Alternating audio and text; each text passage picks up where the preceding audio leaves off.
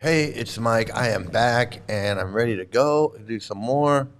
Let's see, who do we got here? We got Eliana. Great to see you here. You missed a good show last night, man. Everyone was asking about you. Um, yeah, hey, yeah, I don't know what that means, but absolutely, absolutely. And please please like, share, and subscribe. Yes, we did some deprogramming last night. We had like an intervention. We had an intervention last night. I hope Leela Manjari Dasi comes back. Uh,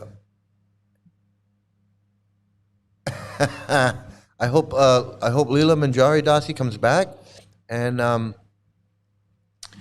I got some more cult videos, some really good cult videos, and then I got some Krishna videos. So we're gonna get right to that. I don't know who else is here. No one's speaking up, but thanks, Eliana, for being here, and everybody else out there. And let's get right to this opening. The fantastic, fabulous opening. Here we go.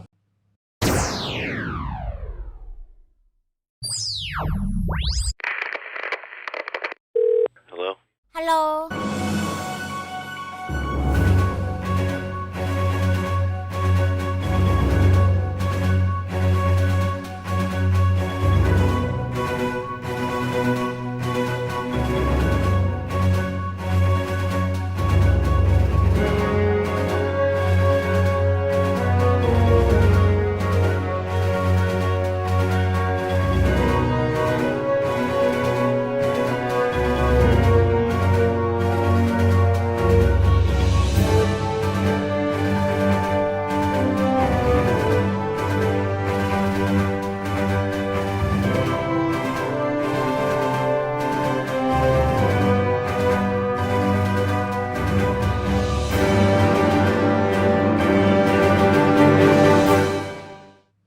All right.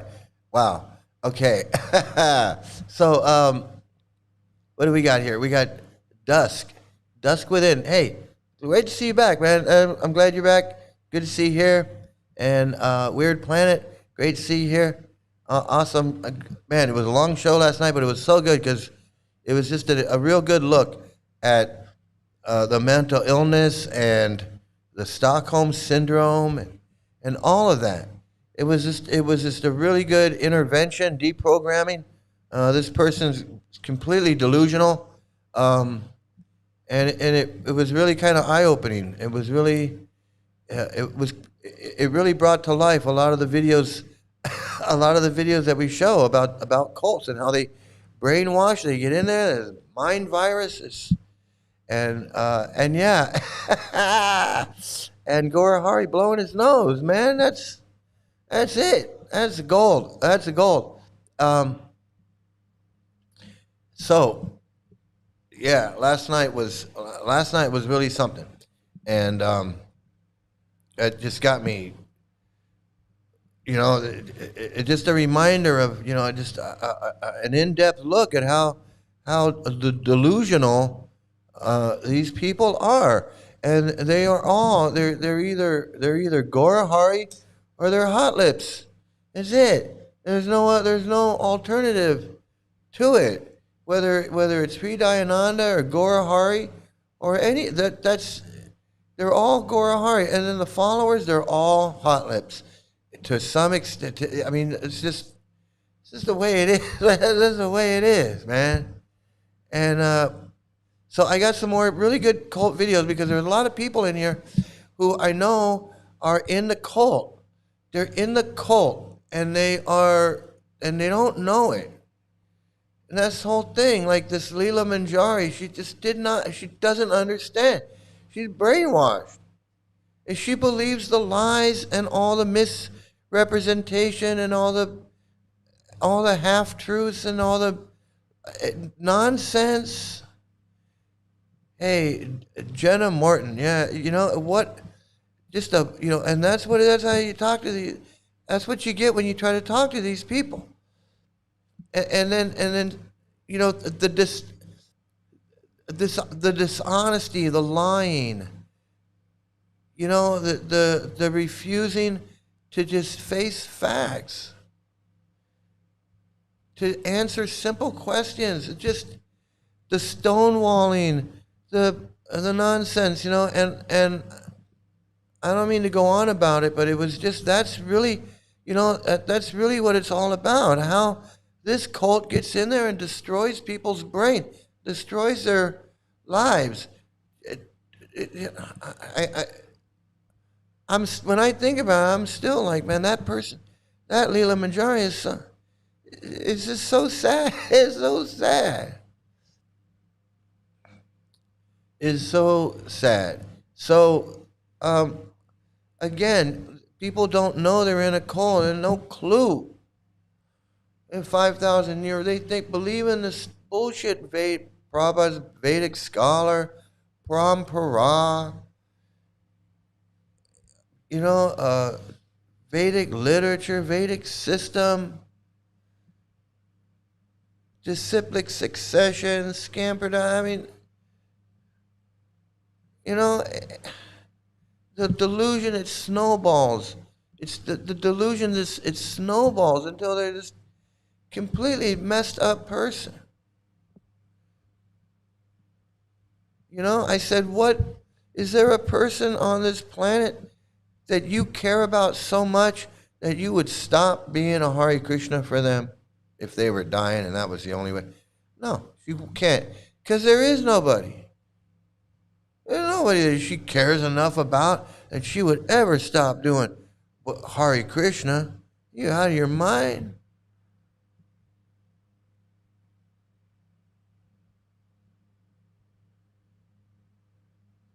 You know, and that's how these people are. Just like the cult, just like that cult woman said, you know, they give up their, they get these beliefs, they get their beliefs and they get their worldview and all of this bullshit, and they just throw away, just remove everything that they've ever believed or thought of, and just adopt this new nonsense to the point where she's so deluded, she thinks like all these things are wrong. She recognizes all the things that are wrong with ISKCON, but thinks that she's going to fix it. The delusion. I have to stay in it because I need to fix it. And just you wait and see. I'm going to fix it. No, I'm going to do it. I'm doing all this stuff. Couldn't say anything about what she was doing. You'd think if somebody was really doing something to fix it and was proud of it, they'd tell you what they were doing. I'm doing this, I'm doing that. I got a newsletter, I got a web page, I'm holding meetings, I'm doing that. You're not doing anything. You're just trying to protect it. You're just trying to protect it and promote it and pretend like nothing ever happened. That's how messed up. That's how messed up the brain is. Hey, how you doing, man? Great to see you. Thanks for subbing, man. You know, that means so much. Picket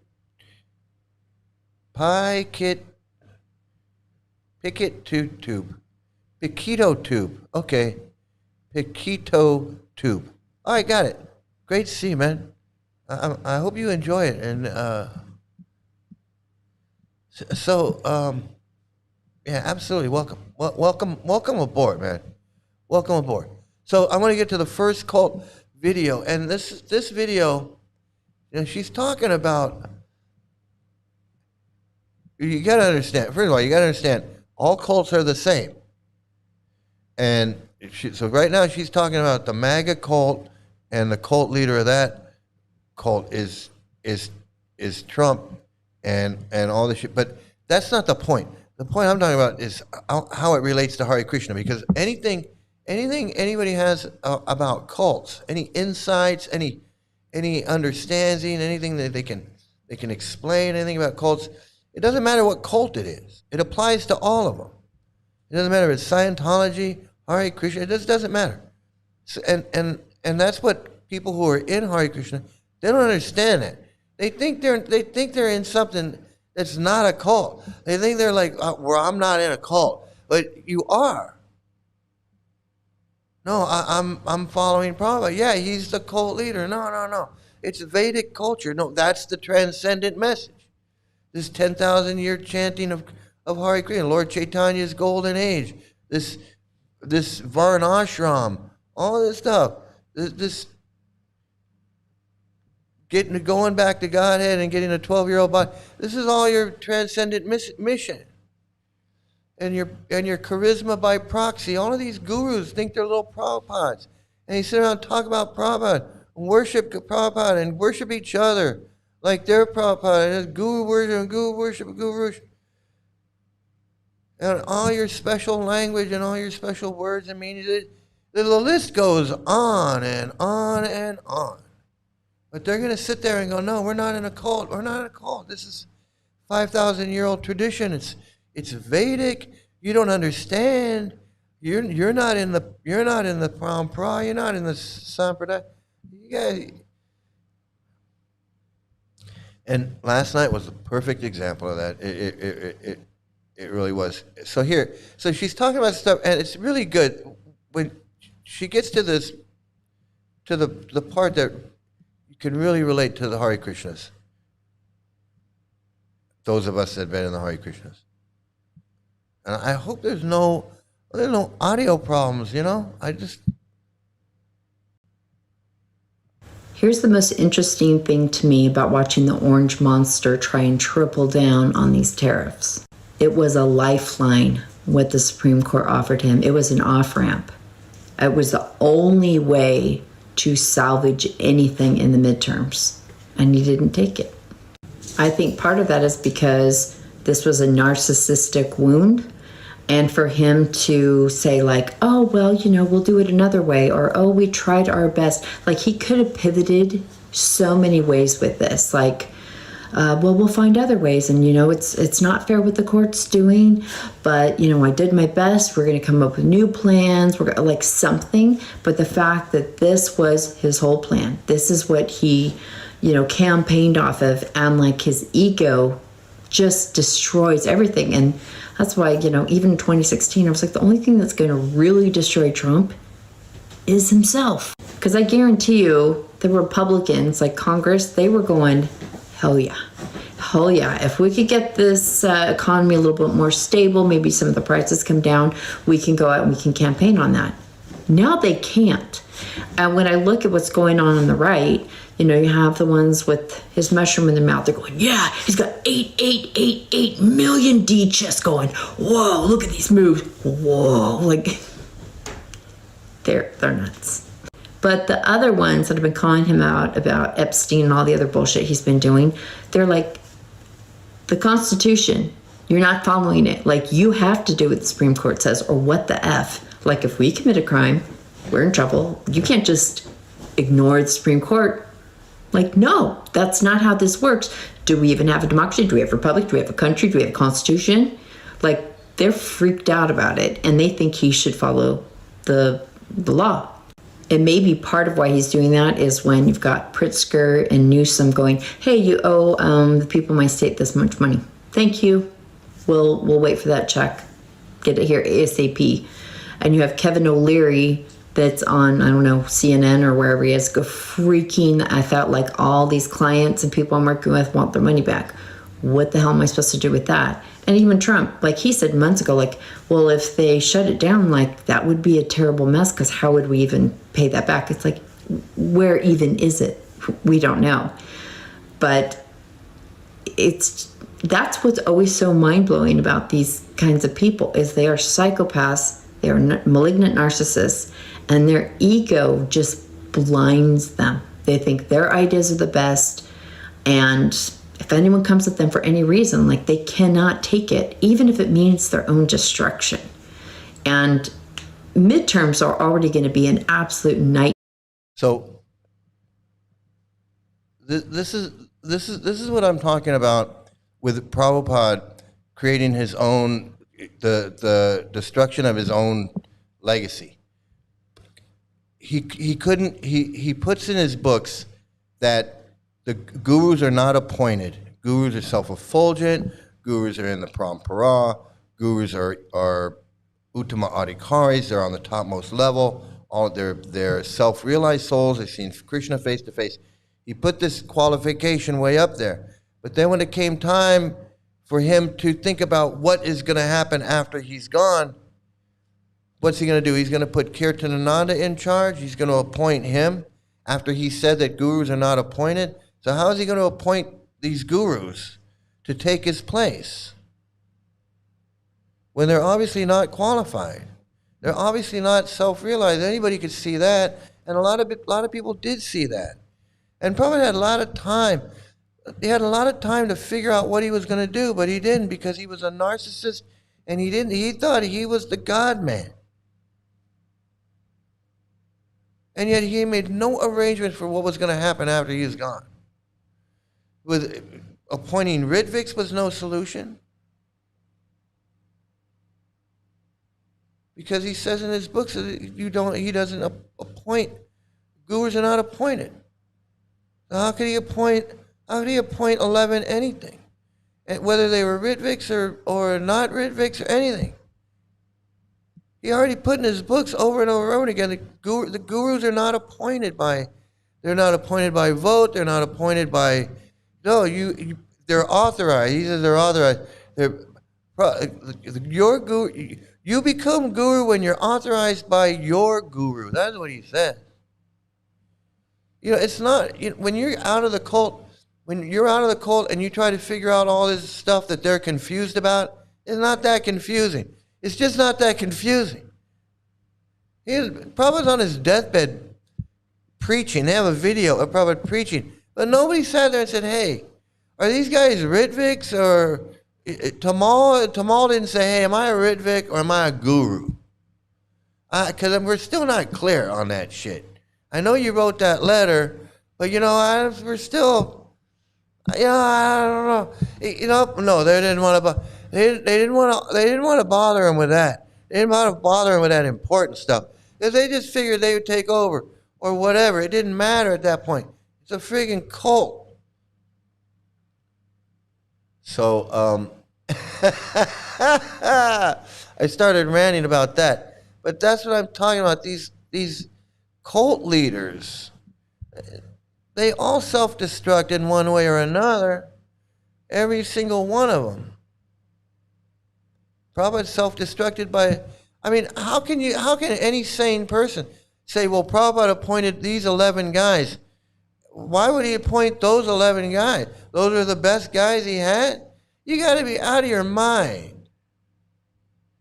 I mean, seriously, out of your mind. Just out of your fucking mind. After all he did, after all this shit that went wrong with his schools and all of this stuff, and Kirtanananda and Hansaduta and all this stuff, I mean, none of it makes sense no matter how you look at it, that Prabhupada was a pure, transcendental anything. He was just a big fuck up. Like those two guys, punk to flunk to monk to whatever, that was Prabhupada. He's a failed everything.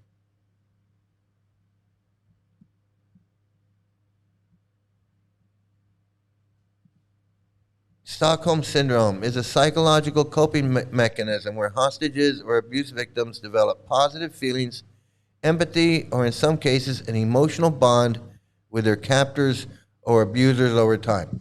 And one of the things when they did that, when that incident in Stockholm happened, it was a bunch of hostages. Like these people got taken hostage, and they ended up siding with the hostage takers. They were like, "No, we're with them." And what part of the reason why they sided with the hostage takers is because they didn't like the way the police were negotiating with the hostage takers. They could see how the police were not being honest and being like sneaky, and they didn't like so they started to side with the hostage takers. Like, yeah, fuck the police. They are, you know, they're exactly what they're exactly what you think. Even though they went in there and they were going to kill these people, they took them hostage and they were going to kill them, and they were taking them hostage and they were using them for whatever it means. The people still, they developed feelings for the hostage takers because they trusted the hostage takers more than they trusted the police. And so part of the Stockholm syndrome, part of the conditioning is these Hare Krishnas, they feel like Prabhupada is protecting them more or giving them more. These teachings, these books, this bullshit is giving them more. They trust it more than just life, than just getting a job, being in control of your own, you know, no one telling you what to do. Like if you want to, you know, you want to go to college, you go to college. If you want to work in a car wash, you work in a car wash. If you want to, whatever you want to do, it's up to you. It's up to you. Some people they want the security of Prabhupada telling them what to think, what to say, what to do, because Prabhupada's convinced them that you can't trust the outside world. Just like the hostage takers, when they were under they were like, well, we can't trust the police. The police might come in here and start shooting all of us. If the police come in here, we could die. We feel safer under the hostage takers than we do the police. We don't trust the police. That's how Prabhupada's got these Hare Krishnas. Even when this woman is confronted with all the bullshit in this cult, the child abuse, the domestic abuse, the rapes, the liking to be raped and small brains and all of that. And Prabhupada's saying 12-year-old girls and all that. She still was like, well, no, I'm good. I'm good. Well, how many more children? How many more Rupa Manjaris? How many more suicides? How many more? How many more? Countless. There's no amount. There's no amount. It only took me one tattva darshan. One tattva darshan, and I was like, fuck this.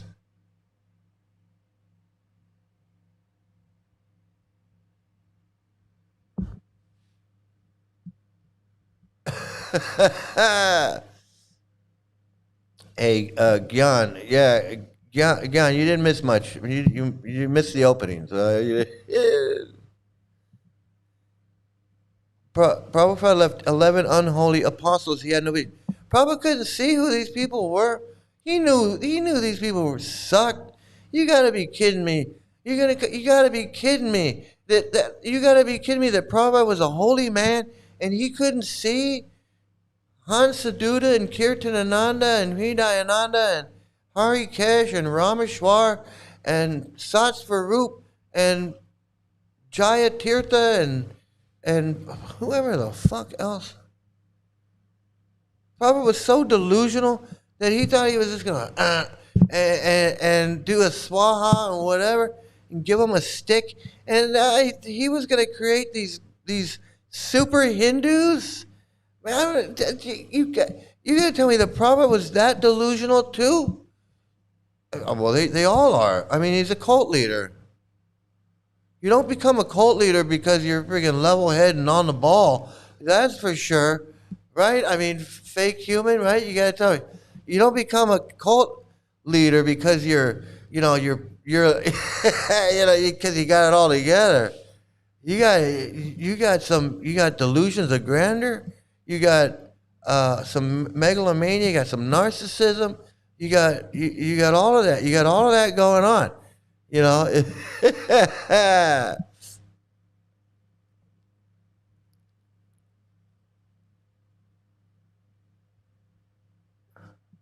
Well, Stockholm Syndrome can also come from past trauma that affects people towards ISKCON because it's not been dealt with properly. Well, yeah, what can happen, what Knitting Cult Lady says is a lot of people are in a one family cult where the father is the cult leader and the mother is the she's the skinny white woman, or she's the woman that's makes everything okay, and then you got your followers, the children. She explains that really well, and a lot of people grow up in that. Now I grew up in something similar to that. My father wasn't like a fanatical cult leader, but it was definitely my dad was my dad and my mom was my mom. I mean, it was definitely that kind of it was it was definitely that kind of thing.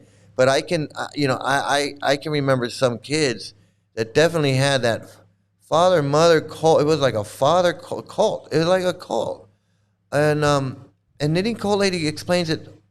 She goes into depth about the single family cult, and how that dynamic works, and how those people can go into a Hare Krishna or Scientology type environment because they're used to that. That's what they are used to.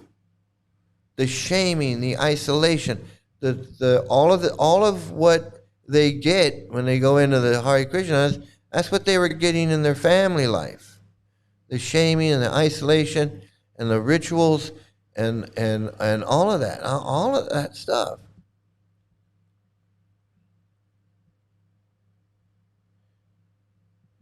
I mean, yeah, no, a lot of one thing about Stockholm syndrome. Let me tell you, because I did some research on it, so you don't have to. Stockholm syndrome was they discovered the Stockholm syndrome after this bank heist where in Stockholm, when these robbers, hostage takers, took over this bank. And that's what happened. What I said about how they sided with the hostage takers because they lost trust in the police that were trying to rescue them. So, and then when it was all over, they were like, "Hey, no, we're with the hostage takers, man. We're on their side." Now, that's a hard thing. That's a hard thing to study because that doesn't happen all the time. So the scientists and the research that were trying to figure this out had very limited resources to study this phenomenon. It's a phenomena, right? It's not. So, but then what they learned from it, from studying that situation, and from other hostage situations where hostages are brainwashed and they give hostage videos, and they have to study that. It's not exactly like prisoner of war is what I'm talking about. Prisoner of war. These people that are captured behind enemy lines, and then they're put in a prison, and they're brainwashed into hating. My government was wrong. We should never have bombed. So that's brainwashing. That's not necessarily Stockholm syndrome. There can be some Stockholm syndrome in that, but that's why it's a hard thing for them to research. It's hard for them to really understand what's going on with Stockholm syndrome. It's just but they understand enough where they can say that people in these cults can develop this love of their abuser. Domestic violence, they sometimes it's just fear, and that's not the same. It's just having the fear of being abused if I say anything, or if I do anything, or I try to get away, or if I speak out. That's intimidation and fear. It's actually siding with that person and becoming an advocate for them and saying, "Hey, no, the hostage takers were cool. It's you guys that are, it's you guys, you police guys that were trying to save us. Like we're with that. That's a." So, but if you research it, it's very interesting. Stockholm syndrome is a very interesting subject. And I think if you're in a cult, if you're a Hare Krishna, you're in ISKCON, or you're in any one of these Krishna cults, look it up. I know you're not supposed to, but look it up. Look up Stockholm syndrome, and see how much of it applies to yourself. If this Hare Krishna Maha Mantra is so perfect and the absolute truth, why many aren't following properly even after years and years and years of chanting. Many devotees still don't have taste. Okay, let me share something with you, because this is something that I was going to share with you the other day, and I didn't have it. Look, oh, you came back. You came back. My Stockholm syndrome must be so deeply rooted that I haven't visited a temple or seen another devotee in over a year. The abuse must have been so bad, huh? So you're minimizing other people's abuse because you're having a good time. You don't think that you're not. You think you're not in a cult because you haven't visited a temple or seen another devotee in over a year. The fact that you come in here, and you're defending this stuff, it shows everybody how brainwashed you are, how brainwashed and how deluded you are. But you came back, and I'm glad you came back, because you need to get out of this cult. That's what you need. And I told you you remember, and here you are. You came back. If you didn't realize what was going on, you would have left and never come back. So I'm glad you came back. You came to hear the truth, and some really good people are in here. Some really good people that can help you. They can really help you. And I know, and you see, and that's it. You don't even realize you've been abused. And then you told me your guru was this Kripa Moya guy. And he's not a guru. I went to his webpage. He's not a guru. He's just some guy. And so are you initiated? 13 years in, are you initiated by him? Because he doesn't say anything about he's a guru initiating guru. So were you lying about that he's your guru? I mean, can you just like not lie about something and just be honest? That's the thing with you guys. You guys are so dishonest. Look, here, this is what I wanted to share. This is this Param Gati guy. He says, and this is in his own words. He says, I would humbly like to beg for your forgiveness for my recent inappropriate behavior, of which you are all aware. Yeah, so he's coming out because everyone's talking about it. This was years ago, but that's why the only reason he's admitting to it is because he can't keep it a secret anymore. So I would humbly like to beg for your forgiveness for my recent inappropriate behavior, of which you are all aware. The intense years of extensive traveling and managerial responsibilities generated a circumstance which misled me in such a way that eventually manifested in inappropriate physical exchanges with a young man of around 19 years of age. So what this guy's saying is, I've been intense years of being a Hare Krishna, traveling and preaching, distributing books, managing my responsibilities as a guru, has generated some circumstances which led me to get inappropriately physical with a young man of 19 years of age. So maybe you shouldn't have been. So what you're saying is, if you weren't a Hare Krishna, this wouldn't have happened?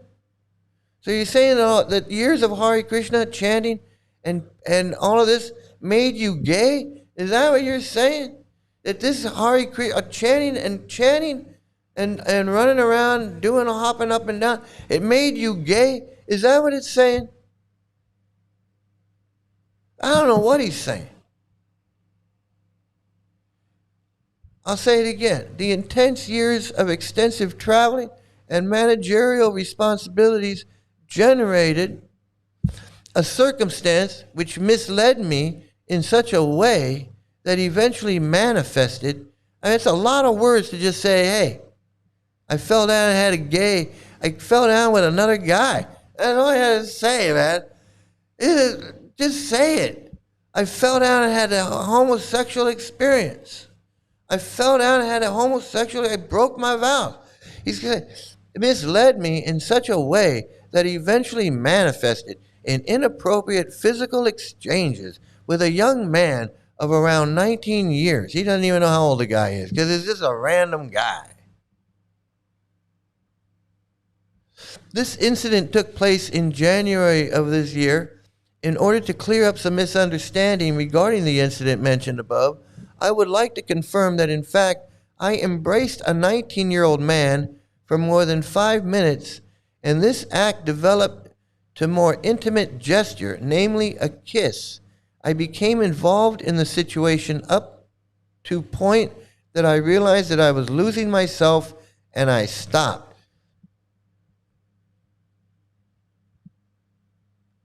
So there you go. All this chanting and reading and guru paloozing and all this stuff and washing the feet and drinking the water and having his feet washed and people worshiping him and him worshiping statues and statues worshiping and this and that. All that. And he still ended up having a homosexual affair with a 19-year-old man. Well, now it's a 19-year-old man. When the man wants to marry a 12-year-old girl, then it's a 19-year-old boy. But when it's a homosexual affair, then it's a 19-year-old man, because he doesn't want to say I kissed a young 19-year-old boy. That he doesn't want to say. He was going to say as a 90-year-old man. But when it's Prabhupada marrying a 12-year-old girl, that 19-year-old man somehow becomes a 19-year-old boy. See how that works? You see how that works?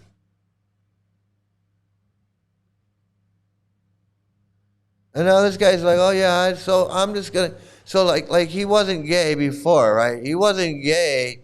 He just became gay, like that. He just like, bing, I don't know, I just became, I don't know, I was chinging, I was ching, and then all of a sudden I was like, ooh, I think I'm gay. Fucking A, man. It is just.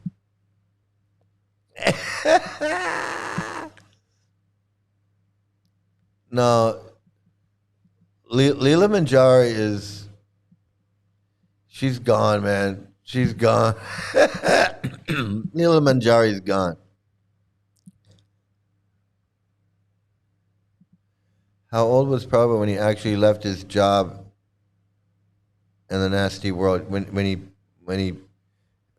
passed away? How old was he when he passed away? I think he was like 70 something.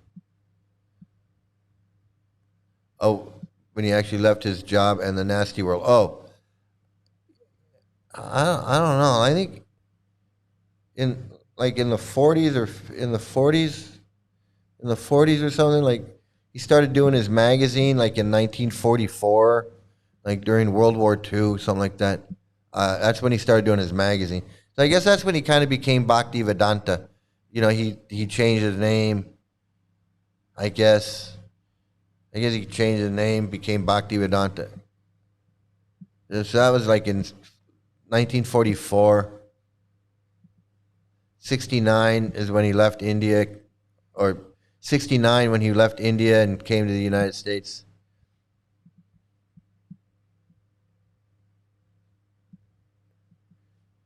Yeah, he left his family and his job like sometime in the 40s. Like I think, I'm not sure. Sometime in the 40s, he was writing. He's doing his magazine. I think he was doing his magazine. He wrote some Bhagavatams, I guess, and he he hung out in the world for a long time. Yeah, he was hanging out in the material world for a while.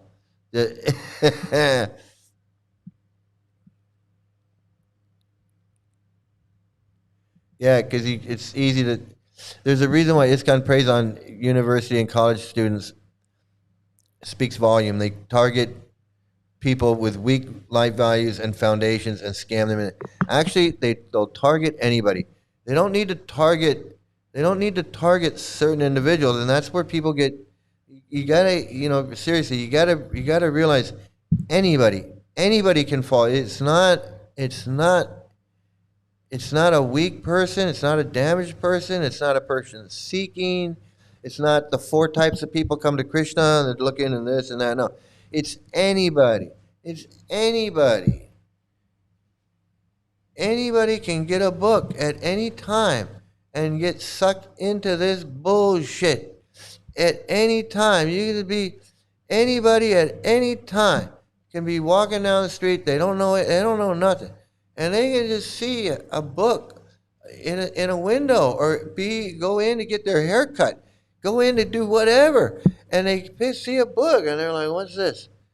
And they and that's it, man. I'm telling you. I'm telling you, it's all over. It's all over. Was it 1950?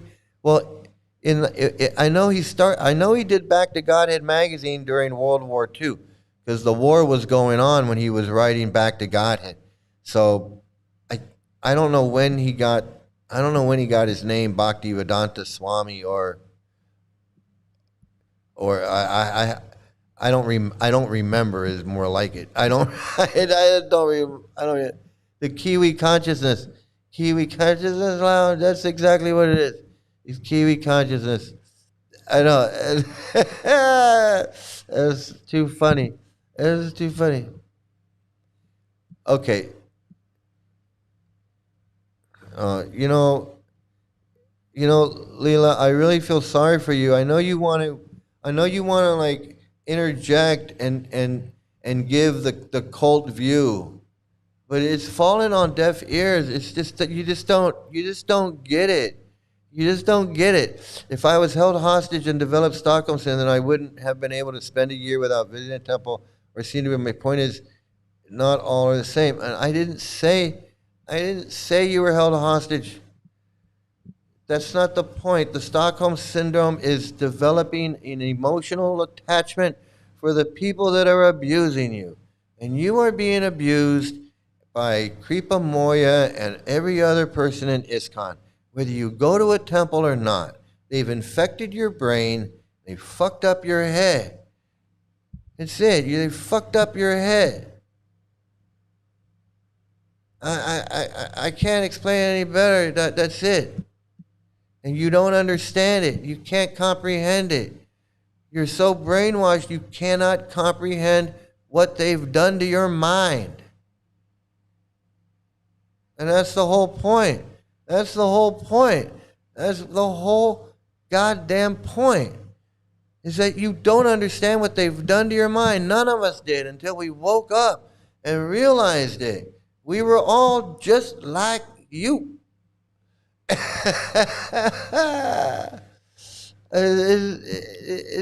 insane. It's insane.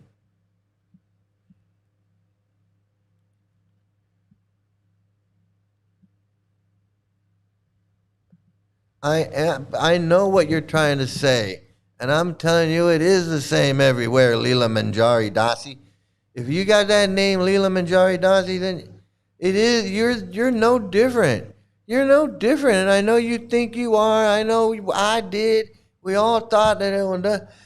That's why we're here. We're here to freaking explain it to you, and we expect you to act exactly like this.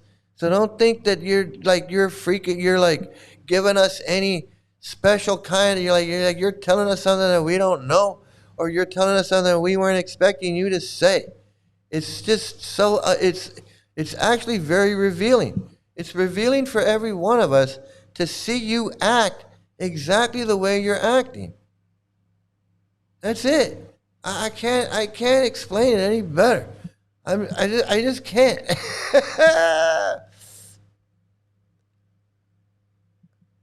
I know. At 12 years under John, I know. She acts like she's the only one. She doesn't get it. She just doesn't get it. Cannot comprehend, and that's the mind virus, this fucked up mind virus. Because my head was the same way, your head was the same way, everybody. Some of us got out quicker than others. Some of us stayed in for 13 years. Some of us stayed in for 20 years. Some of us are still in it, and it's fucked up.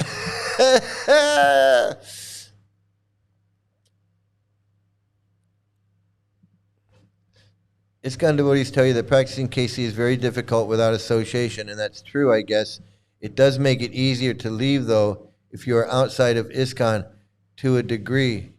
Yeah, you know, it does. It makes it easier because she's got us. I mean, she can just walk away. She can just walk away and come here and say, "Hey guys, I walked away, and you were right." Just walk away. Just walk away. There has been too much violence, too much pain. Just walk away, and there will be an end to the horror. Just walk away. And Gianna, you're absolutely right. You're absolutely right. It is the same. You're not fully understood what's wrong with ISKCON, and that's actually very sad. It is, and the moment you actually understand and come to the conclusion that's it's the scriptures. She can't understand that it's the teachings itself. She just doesn't understand it, and she.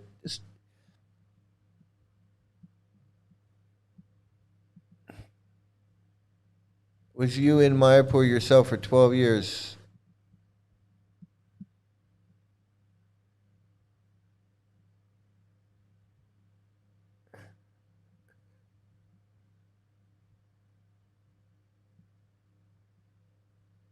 Yeah, Queen of Karma, absolutely.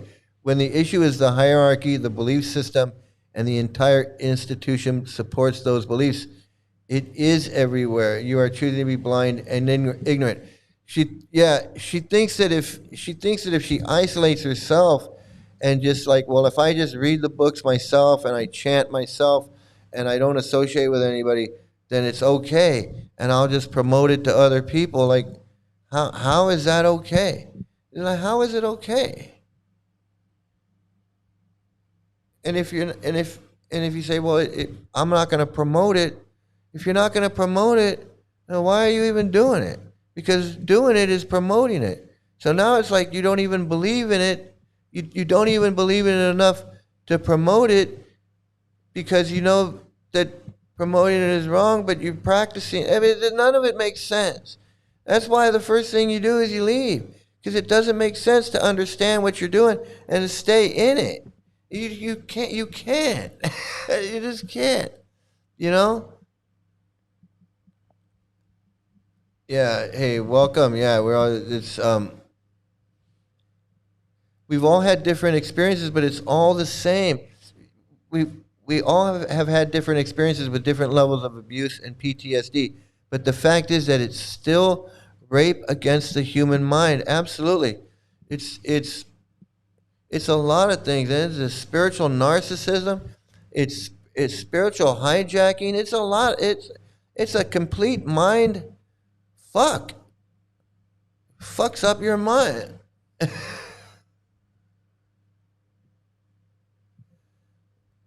No, you don't know what you're doing. You absolutely don't. You want to say you do, but you don't, and you just don't. Nobody who's in ISKCON actively is in it, wants to stay in it, understands what's going on. You just don't. Just don't. And you're gonna keep promoting it. So I'm gonna show you another video because this is what's important. Because all this stuff about ISKCON, you don't care about that. They don't care about it. I could show you pedophile gurus till the cows come home. I could show you videos of women talking about how they were raped by Nara Narayan. I could show you videos of little kids, grown kids, talking about how they were abused, how they got their teeth knocked out, how they got their arms broken, how they got scars, how they were starved, how they were tortured, how they were raped. I could show you all that testimony on video. I could show you autopsy photos of people that have been shot in the head. I could show you videos of gurus assaulting little girls. I could show you videos of gurus saying that they protect pedophile gurus. And you don't care about that either. You don't care because you're in a cult. If you weren't in a cult, you'd be freaked out about all that. If you went into IKEA or you went into Walmart and all of that shit was going on right in front of you, you'd be freaked out. You'd be going, oh my God, the fuck is going on in here? But because ISKCON does it and you can't see it, you don't give a fuck. And that's the truth. And that's the truth. And Queen, we haven't even gotten into that. We haven't even gotten into that yet. It's that's like we can't even if we haven't even gotten into that yet.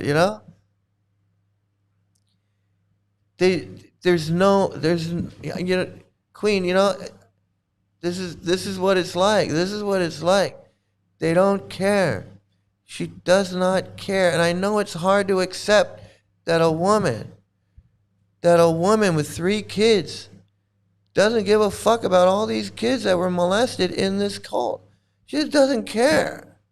She's like, well, my kids weren't molested, and I'm not molesting anybody, so why should I care about the history of this cult? Why should I care what this cult has done to so many people? Why should I care?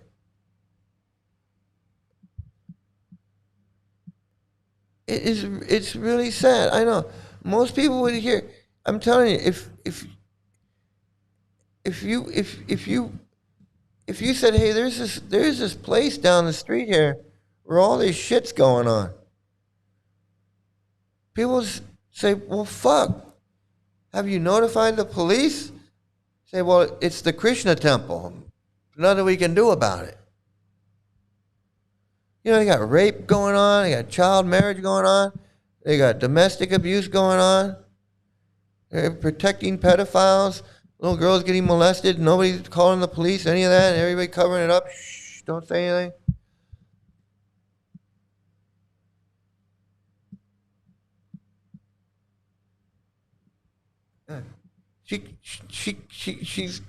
She's got to turn. She's got to turn it off. She's got to turn. She cannot face that. She can't face that.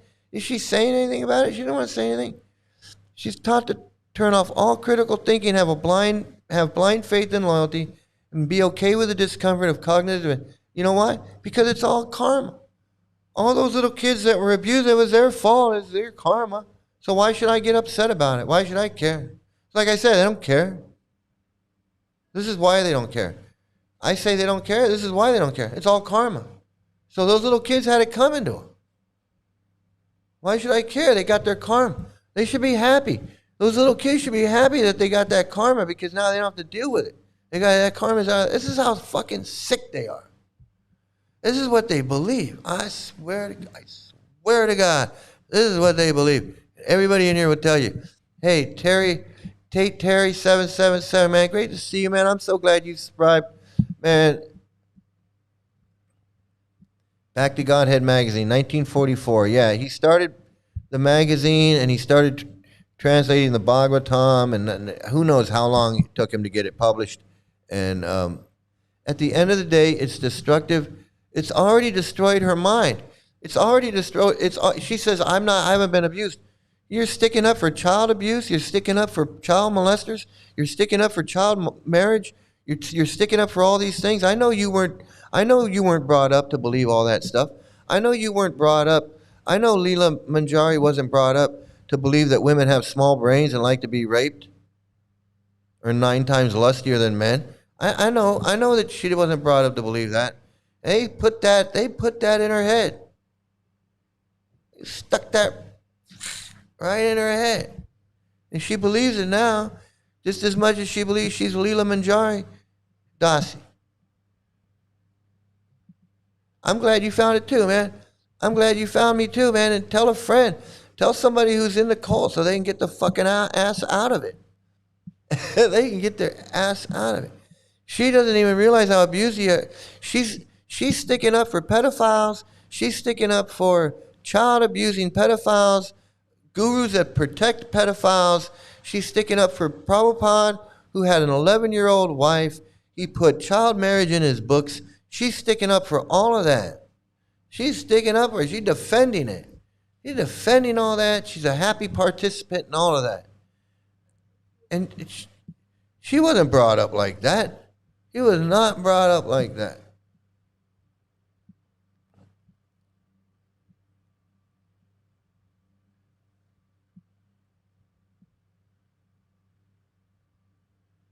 Who's having a hard time questioning? I missed it.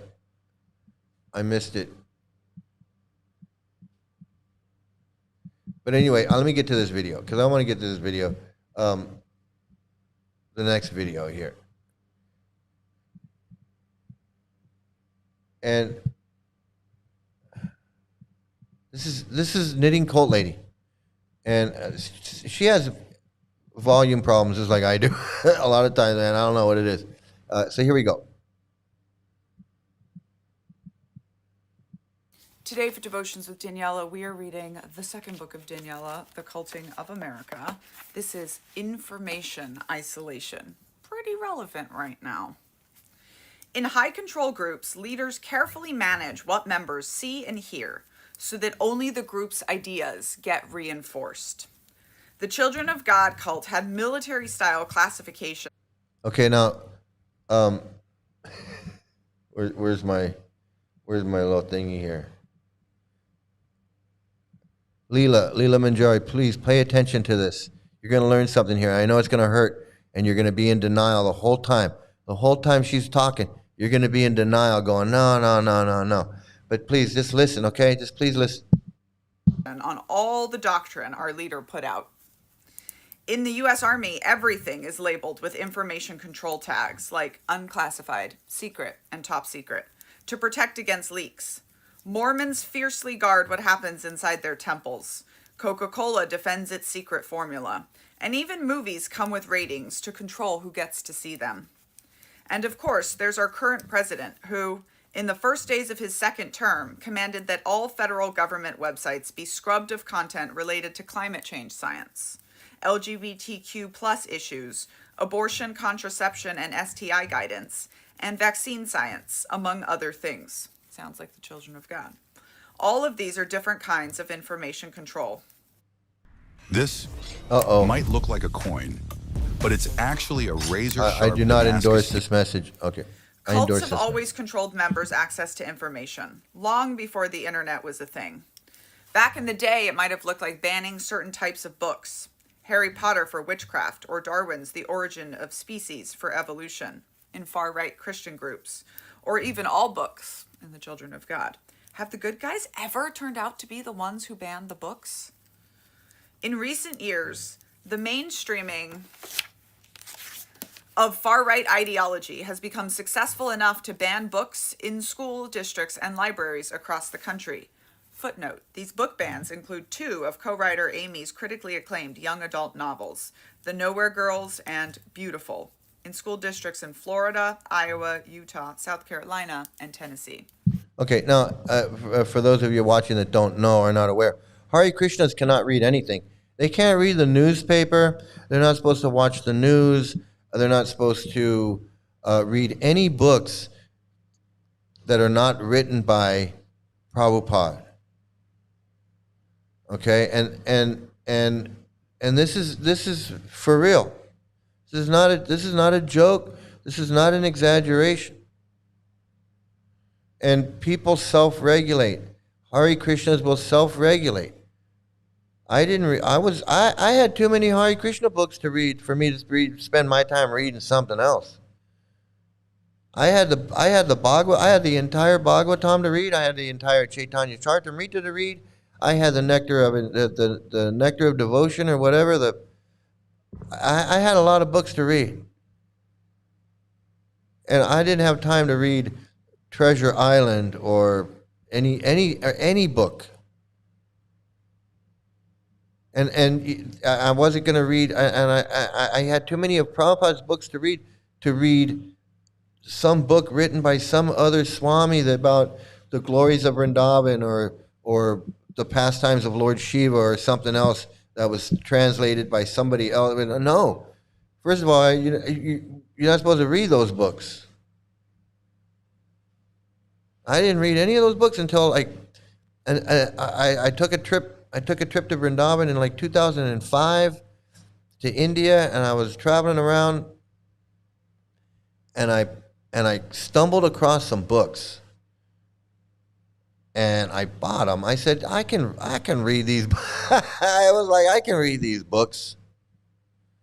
But any Hare Krishnas out there, and when I brought them back, and Yashodanandan saw them on my bookshelf, and he's like, what's this? What is this? And I was like, oh, I picked that up in India. And he tried to say it like, what are you doing? And I just said, and I said, I bought that. That's mine. They want to control. They want to control what you can read. Absolutely, in the Hare Krishnas, you cannot read anything that's not written by Prabhupada.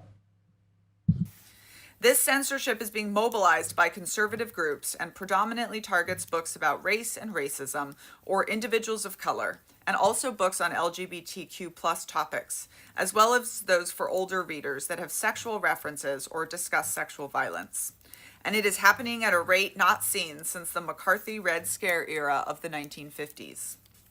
One trusty way cult leaders keep information from group members is by teaching them to disbelieve the news, or to only believe their biased version of it. And if you are thinking of Donald Trump right now, you are correct. Social media aids information control through its algorithms, feeding people only the content that fits their beliefs.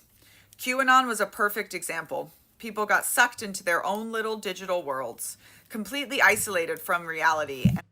You know, and for the Hare Krishnas out there, you know, it reminds me of all the crap that you're supposed to believe. It's just bullshit. That eagles can fly between planets. Swans can separate milk from water. There's a floating man playing the guitar, floating between solar systems, planets, or whatever. There's a demon head eating the moon.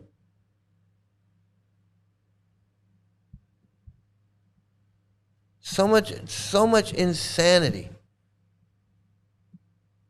So much insanity. And no, I don't know. Someone earlier made a comment about, you know, that would be like worshiping like the ancient Greeks or something. It's exactly what it is. It's like living in a permanent Renaissance fair where you think it's real, thinking that the Renaissance fair is real. And all you can read is stories about the Renaissance fair. You can't read anything else. Can't read any books. You can't even read any books by Prabhupada's God Brothers. You can't even read any books by according to Prabhupada, you can't read any books by anybody but him. You can't read no Journey Home or The Traveling Monk or Wisdom of the Sages or any of these books. Personally, I wouldn't read those books. If I was a Hare Krishna, I would not be reading those books. To me, that is just insanity. But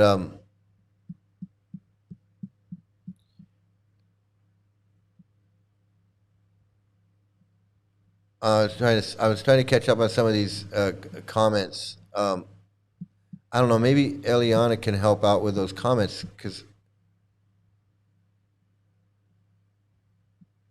I just can't. I can't. I want to see what Leela Manjari is saying. I fully agree, Eliana. I see it all. I don't support it all, and things will change. No, you do support it because you're in it. You're in it, and you do support it. I know you keep saying, I don't support it. I don't support this. I don't support that. And that's your delusion. That's your delusion. You know, Leela doesn't care. Leela doesn't care about these things. Leela just doesn't care. Yeah, Leela is delusional. She's in an information loop, like what I was saying. She's in an information loop. She can't break out of it. Just can't get out of that. Everything is coming from Prabhupada. So, the perfect example of this brainwashing, the Stockholm syndrome, and the Stockholm syndrome is because Leela knows that all these kids have been abused. She knows all these women have been abused. She knows all these gurus have fallen down. She's been in it for 13 years. She's seen it all. She's seen Trivikram fall down with his girlfriend.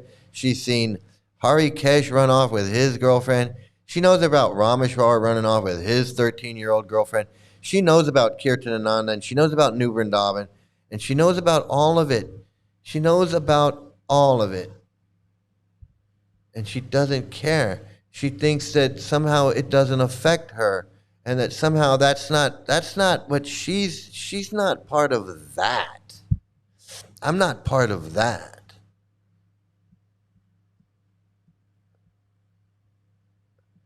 It's crazy to think they're getting new members every day. They're getting new Leela Manjaris every day. They're getting new Leela Manjaris every day. It's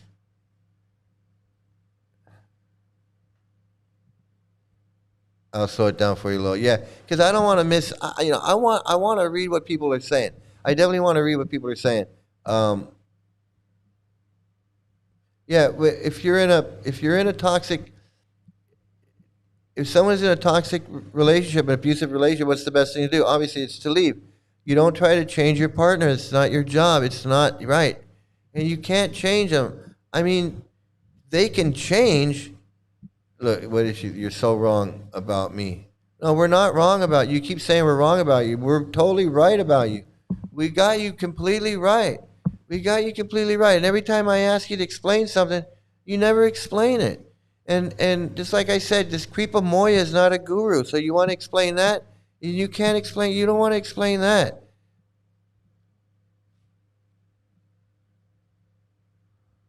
I know. Are you not white? Saying you'll take over an Indian religion to change it, then not seeing how incredibly racist that is, though. I know it's super Manjari. She's super Mataji. She's super Mataji. She's gonna.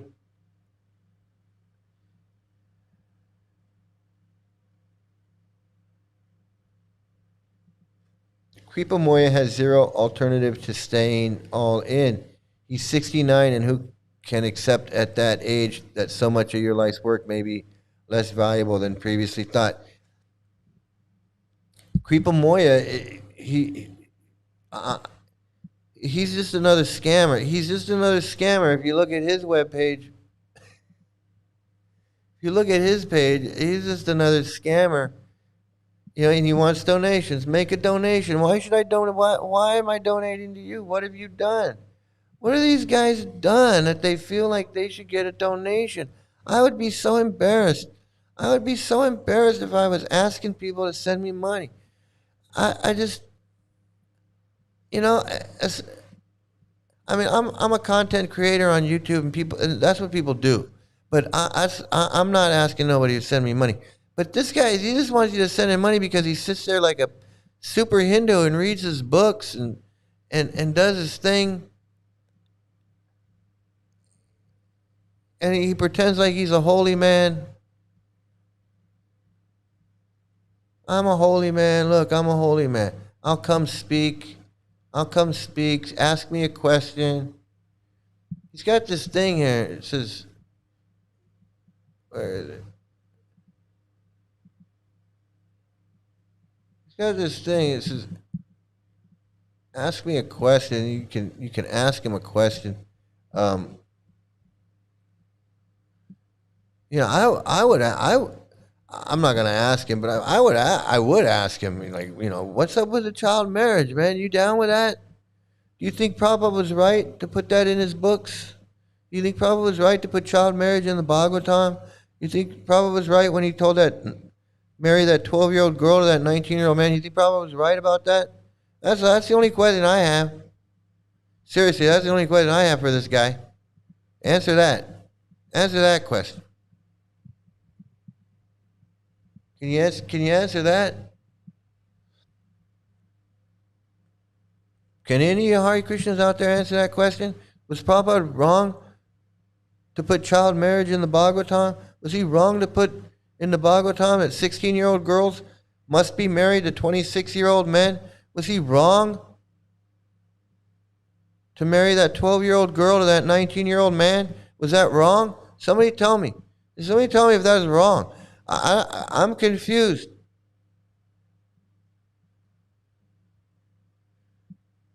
You know, maybe Leela can tell me if it's wrong.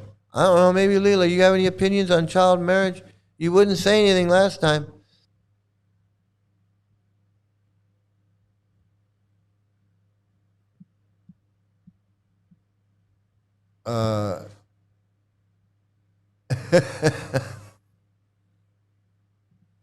Hey, well, you know, when I get my buy me a coffee thing up, you can definitely buy me a coffee, man. I love coffee. Okay, I want to get back to this video. I got a lot of Hare Krishnas watching, and they need to learn. They need to learn that they're in a cult. They need to learn they're in a cult. And I'm gonna end that one. I'm gonna go to the next one. Oh my goodness, that's it. The next one. Let's get ready for this. Okay, let's get ready for this. This is what everybody. This is what everybody loves. Everybody loves this segment, and this is something that I'm really getting into. Yeah, it's you're splitting your belief system in half. Yeah, you know, 50-50. 50-50. I know it's a criminal organization, but I'm really having a good time. I'm really, exactly. That's what I was saying. If Mike was to punch a woman in the face right now, right here on camera, you know, I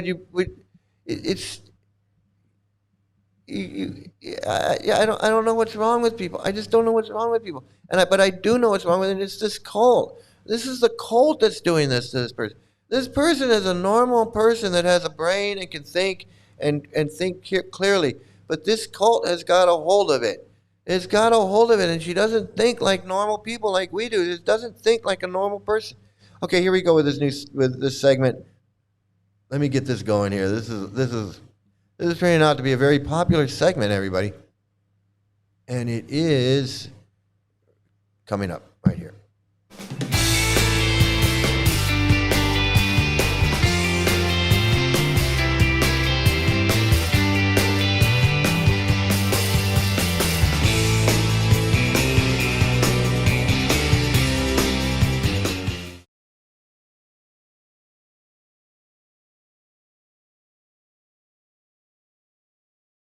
Contreras from Czech Republic, Europe. Yeah. I'm born in south part of this country.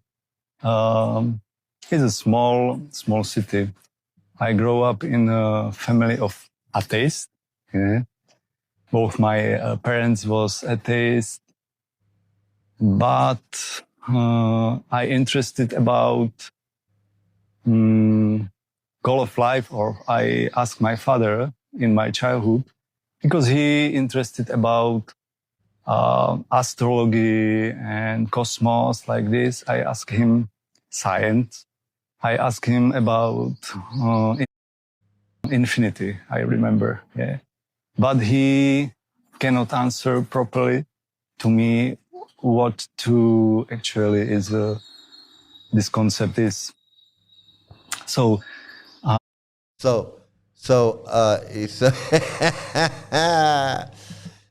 he asked his father, what's life or whatever. His father couldn't answer. His father couldn't answer correctly or to his satisfaction. But when he found the Hare Krishnas and they told him, oh yeah, you just wash this guy's feet and drink the water, and then you'll make spiritual advancement. And meanwhile, there's a demon head eating the moon, and then you're gonna go back to Godhead. You're gonna space travel, shoot through the universe, and you're gonna go back to the cow planet, Goloka, the cow planet, the planet of cows, and you're gonna go back to the planet of cows, and there you're gonna become a 12-year-old girl, and then God is gonna have sex with you. That made sense to him. That made sense. He's like, oh, okay, yes, that, now I understand the meaning of life. Now I understand the meaning of life. It's like when it was Jesus Christ just telling me to be a good person and not to steal and not to lie and to honor my mother and father. None of that didn't make sense. And then telling me that he died on the cross and then I was gonna I'd go to heaven and I'd sit at the right hand with him. That I don't. That's come on. You really want me to believe that? But when the Hare Krishnas told him, hey, you know what's going to happen? When you die, Krishna's going to reach down, he's going to grab you by your little ponytail, and he's going to yank you up to the spiritual. Meanwhile, wash that statue's feet with water, wash that guy's feet with water, and then drink that nasty-ass foot wash water. Drink that, because that's the best thing you could possibly do in this world, is to drink that water. And then you're going to just fly back to the spiritual world, to the cow planet, mind you. You're not just going back to heaven. You're going to the planet of the cows. So you can imagine how that's going to if you've ever driven through Central California on a hot sunny day, you're going to know what that's going to smell like. But you're going to go back to the cow planet, and once you get to the cow planet, you're going to get to be a little 12-year-old girl, and you're going to have sex with Krishna. So and he said, now you're talking. Now you're talking, because I thought it was only the Taliban that gets the 12-year-old girls, but hey, I actually get to become a 12-year-old girl. That's even better. I mean, that's even better for me. Better for me, everybody. My mother was like secretary on Communist Party. Yeah. So I born in this condition, like she was not communist, but it's a communist regime. So she has this job in this party. My father was like a farmer or something like this. Yeah, he was like countryman, like nature. He introduced everything to me about the nature and animals like this. Yeah. So I was actually a carpenter. Yeah, I studied like carpenter, but it was actually a mistake. Yeah. I realized during my life that this is not my job. Yeah. I never do it. Actually, did it. I never did it. Yeah. So around 16, I was with my friends, have a group like a band, like a music band, and we was a vegetarian. Like this, influenced by this ideas coming actually from Srila Prabhupada through the hardcore scene, like. Oh, so there you go. He got into the hardcore scene. He was some kind of a punk rocker or something, a hardcore scene, and somehow he became a vegetarian. He was in a band. He was like 16, 17. And then he joined this cult and decided to waste his life. Decided to waste his life. Who knows? Straight edge. So we was influenced and be vegetarian and follow some regulation. Yeah, not alcohol, not drugs like this. So I was influenced by this, and slowly I interested about Bible. I read Bible. I remember. I interested about Christianity, some mysticism, Buddhism, everything. Because after communist regime, in Czech, everything is open. Everyone was enthusiastic to. Yes, it's always a magical mystery story because they've been brainwashed into thinking that they've been told that they've taken millions and millions and millions of births. Sometimes as a worm in stool, sometimes as a demigod. just constantly bouncing around like a pinball. And sometimes they were a dog, and sometimes they were a horse, and sometimes they were a whale, and then sometimes they were a monkey, and then sometimes they were a human. And after millions of births, and after millions and millions of these births, just rotating around, sometimes this, sometimes that, millions and millions and millions of births. And after taking birth as a human for millions of times as a human, just keeps cycling through. And then all of a sudden, boom, now you met Prabhupada. You come in contact with the truth. So that's a magical mystery. That in itself is amazing. So now it's up to the devotee, this guy here, he's got to figure out, how did that happen? How did it happen that I got this magical mystery? How did it happen? Well, let me think about it. Well, my dad was in the communist. My dad was a Christian, and he lived in this little town. And my mom she was a communist, but she wasn't really a communist, but she was a communist. And then they got together, and then they had this little marriage, and then, and then my brother was born, and then I was born. Holy moly, I was born. And, and I asked my dad and so it's this magical mystery thing. And then I went here and I went there, and I became a vegetarian. I was not a devotee yet, but I'm getting there, because I'm a vegetarian. So I'm almost there. I just hold on. I got to go through a few more steps, and then I'll get to the. I got a few more steps to go. Search for something, yeah, because during this era was everything is prohibited, and after this everything is open. Everyone was be something different than citizen of this country.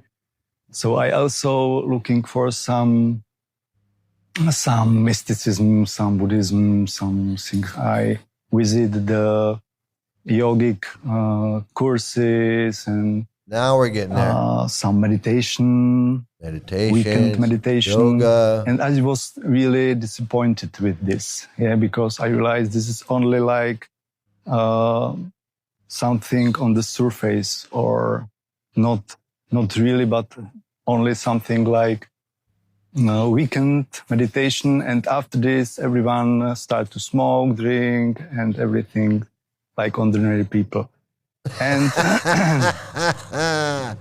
like ordinary people will do. I guess he did all the isms. Buddhism, Taoism, Sufism, communism, Nazism, Hinduism, Krishnaism. Yeah, he's gonna try them all till he gets. He's gonna keep throwing that dart till he gets that balloon. He's gonna win that prize. Don't worry. Wait. So wait a minute. I got to get in on this, because I thought we went over this last night, and I asked Snoggle. Didn't we go over this last night? Didn't I ask Leela Manjari last night, who's your guru? And she said Kripa Moya Das. He's not a guru. So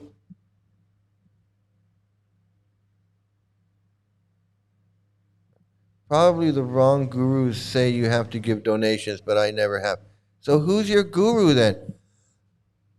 You said Kripa Moya was your guru, so you don't have a guru?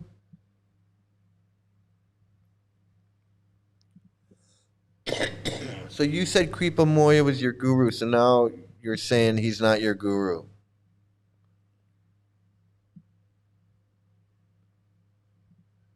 Poor man, he just wanted his best years believing. He just wasted his best years believing a lie. I know, I did too.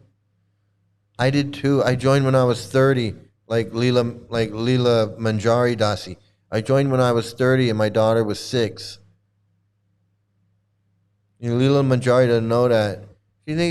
She thinks I don't know what I'm talking about. So I wasted 20 years, 2 decades, 20 years. 20 years, and my daughter was abused at the LA temple. So I know everything about this cult. I know how they cover shit up. I know how they do shit. I know how they stick up for each other. I know how they treat the victims. I know it all.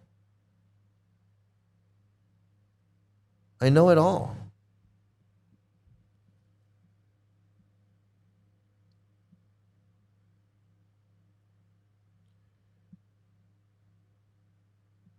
Yeah, like most of us who gave decades to this cult. Yeah. Yeah. And you know, Leela Manjari, like I'm not even believing anything that she says anymore because she she mentioned Kripa Moya last night, and she mentioned Kripa Moya as her guru, and everybody was talking about, oh, Kripa Moya, I know him and this and that, and she never corrected anybody and she never said, no, that's not my guru. And I look it up today, and he's not an initiating guru in ISKCON. He's not an initiating guru. He'll go around, he'll talk and speak. He's been around for a long time.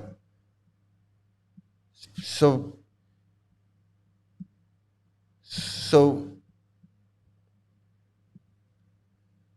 now Snoggle is asking, you know, well, how much do you give to your guru? And he says, well, I've never been asked to give, but it's like, well, who is your guru? Who is this guy? Who is this guy that gave you this name? How'd you get this name? Like, how did you get this name, Leela Manjari Dasi? I thought Kripa Moya gave you this. I thought he was your guru and he gave you this name. See, now I don't believe anything. That's why I said, you know, you can't believe these Hare Krishnas. They want to act like they're truthful and honest. They got 26 qualities of a devotee and this and that. And then they just lie right to your face.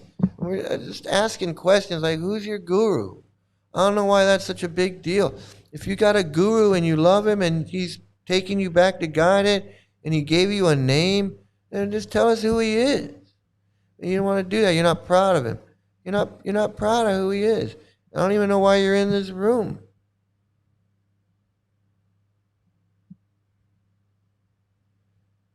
Well, he doesn't say on his webpage that he's an initiating.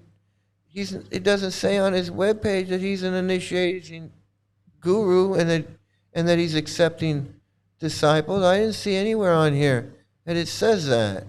That's what I'm saying. Like, who is this guy? It says about me. About me. Ask Kripa Moya a question. You know? It doesn't say anything about you want initiation. It's just saying about my story. He wants donations for what?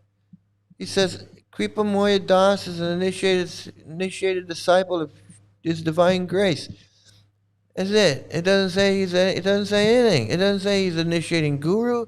It doesn't say he's the Grahasta guru. It doesn't anything. It says I was born in '56, South Wales. Again, another magical mystery story. My parents were both Royal Air Force. My father was a policeman, along with two brothers and sisters. I was raised in a chapel, Methodist succession, Seaside Village in Cornwall. When I was 9, my mother told me to go to Tibet. Yeah, right. And become a Buddhist monk. At 13, I discovered yoga. It's just a bunch of bullshit. But nowhere does it say anything about him being, it says, after helping pioneer the early Krishna movement, traveling throughout Britain and Ireland for 6 years, I was stationed in Kenya. I raised money. I co-directed ISKCON's reader service. I visited India 30 times, leading groups of spiritual travelers to many sacred places. And I have an avid interest in religious history. Today's challenging. Although I'm an Englishman, I'm a qualified Hindu priest and conduct traditional Indian weddings and other life passage ceremonies. I help care for individual members and the many congregational groups that meet throughout England. I've been married for 35 years. I have 3 children. That's all it says. It doesn't say anything about being an initiating guru, taking disciples. It doesn't say anything about that. This is another cheater. This is another cheating guy. But I don't even care about him being a cheater. I want to know why Leela Manjari just can't be honest. I don't know why. I don't know why Leela Manjari just can't be honest and just say who her guru is, or say I don't have a guru. I'm just cosplaying, and I gave myself this name. Just come clean.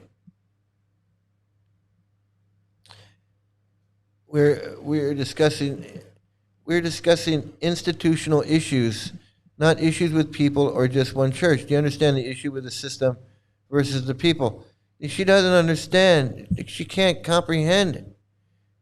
She can't comprehend it because the system is Prabhupada. And if you say anything bad about the Prabhupada, it's all over.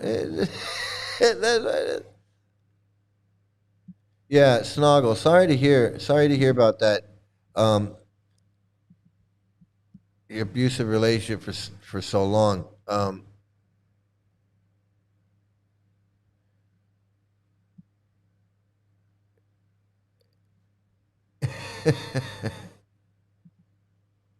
Yes, he is. Yes, he is what? Yes, he is what? He's an initiate. How come it doesn't say that he's an initiating guru? How come it doesn't say that? How come it just says? Sounds like a cheater to me. Sounds like he's cheating you, cheating everybody. Sounds like he's another one of these cheaters. This is another friggin' cheater, man. I'm telling you.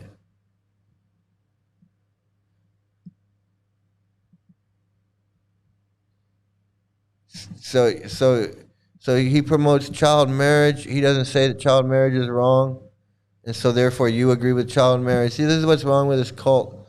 This is what's wrong with this cult. What is this? Chosen one. You misunderstand me. I agree they are pedos. I thought you was targeting all Hindus. I'm Vedanta. These people are a problem. Yeah, I'm not. I say it. I say it so many times. I get tired of saying it. I'm not targeting Hindus. I'm targeting this goddamn pedophile cult and how it brainwashes people and it destroys their lives, just like it's destroyed this Leela Manjari and this Kripa Moya and all these people. It's completely destroyed their lives.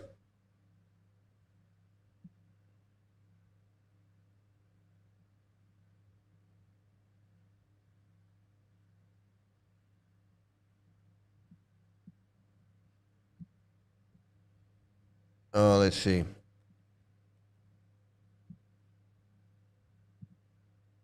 Another white, yeah, another one.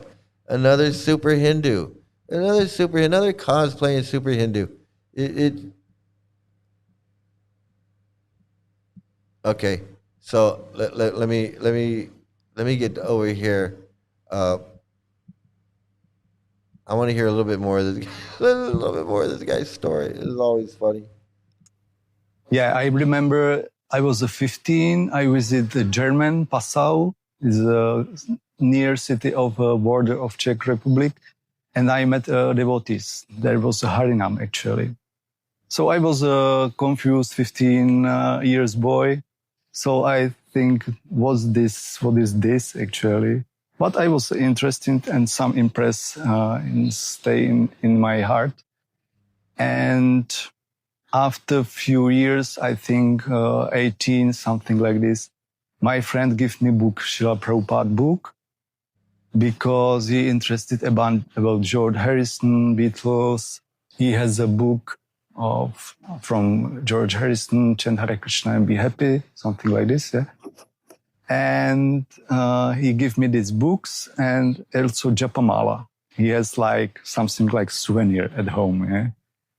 But he don't interested to practice. And I was interested about Japamala. I wear on my neck. So there it is. He got a book.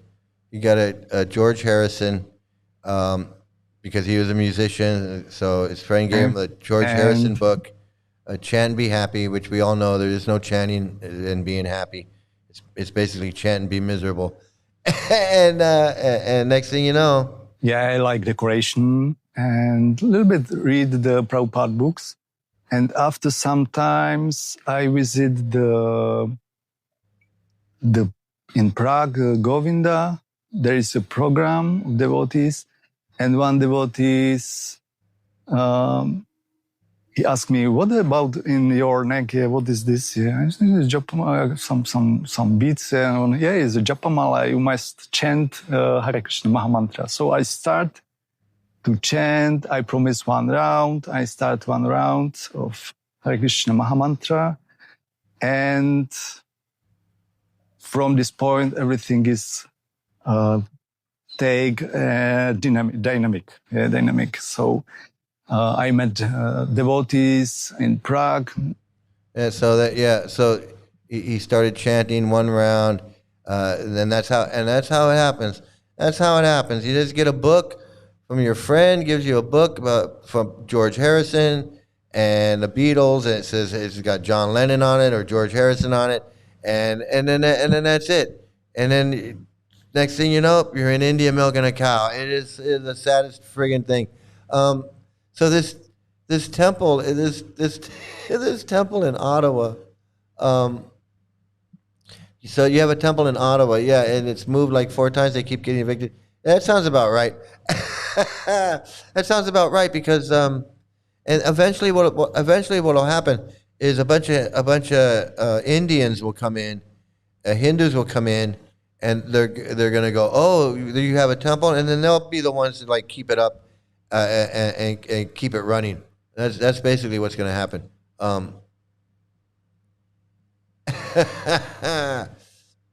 That's what's gonna happen. So,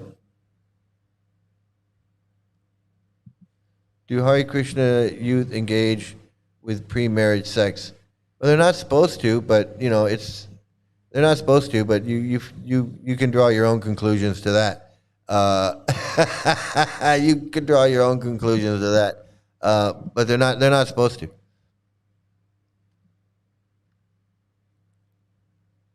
I know. He chanted 1 round, 16 rounds, 64 rounds, and it's fucking insanity. It's insanity. Where's my? I don't have. Let me see. Okay, let me move on to some more videos. I want to get to some videos here. So.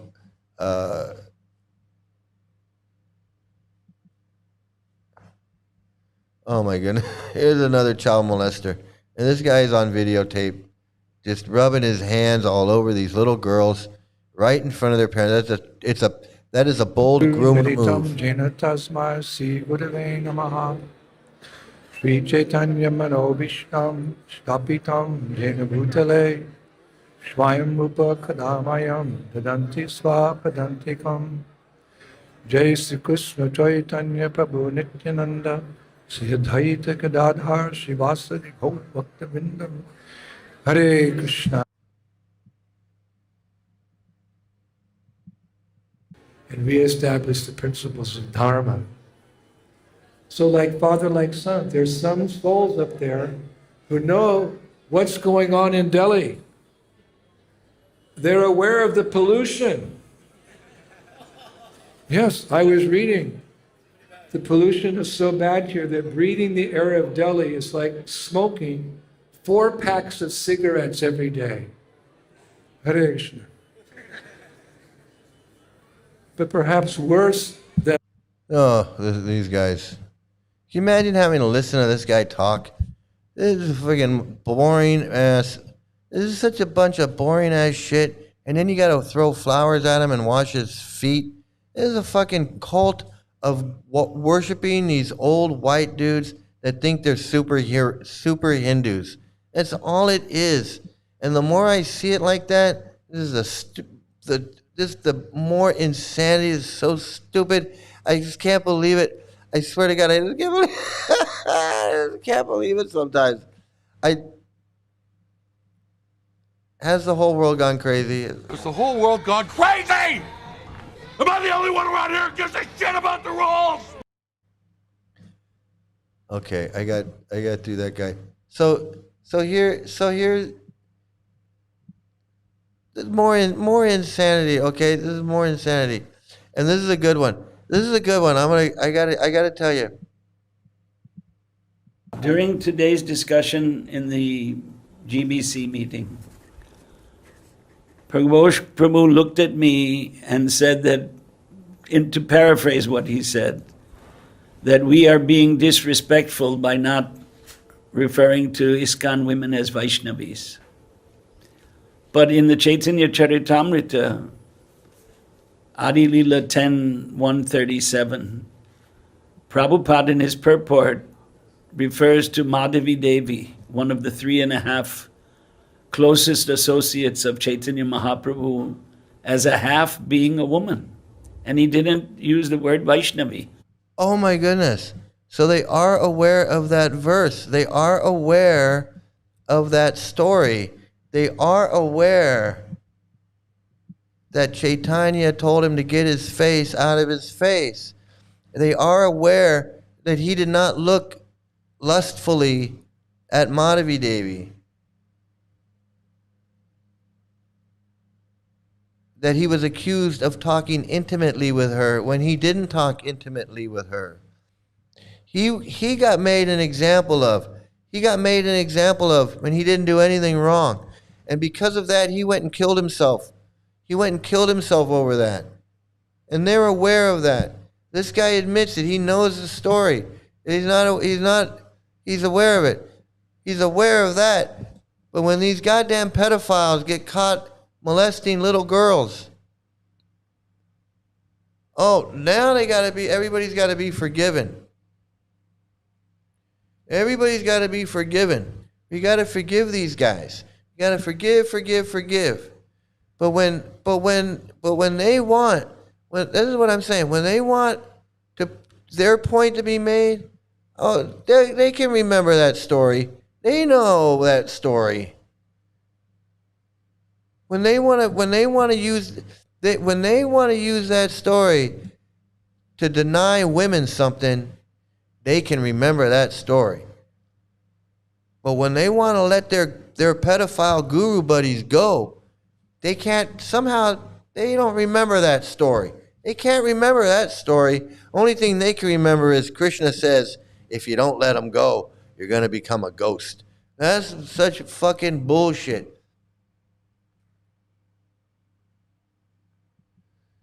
Yes, Canada is very accepting of Hare Krishna. They have the festivals every year, and I was horrified to find out just how accepted this thing is here. Yeah, I agree. That's how I feel. I feel the same way. Yeah, I've done many videos about that. Absolutely. Absolutely. And there's and Queen, I'm gonna tell you, Queen, if more people knew, more people would feel the way you do. If more people knew, if more people knew what you knew in Ottawa or in Canada, wherever you are, if more people knew what you knew, more people would be upset. You're goddamn right they would. Goddamn right they would.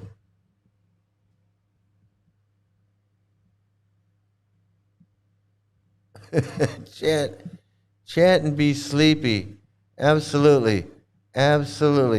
So yeah, this guy, he knows all the verses. When he wants to bash women, talk shit about women, and he made sure to say, like, he made sure to use that verse where she was only considered half a person. Lord Chaitanya had 3.5 intimate associates, and she was a woman. She was the half, because she was only half. That's what he's saying right here. That's actually what he's saying right here. And I made a comment about that when we were reading and I was having the class. I made a comment about that, about how the woman was only she was only a half. And that's what he's saying right here, a half being a woman. And he didn't use the word Vaishnavi. So they don't want to they don't even want to be respectful to women and call them a Vaishnavi, because in this verse, Lord Chaitanya did not use the word, or Prabhupada did not use the word Vaishnavi. That's how petty these guys are. I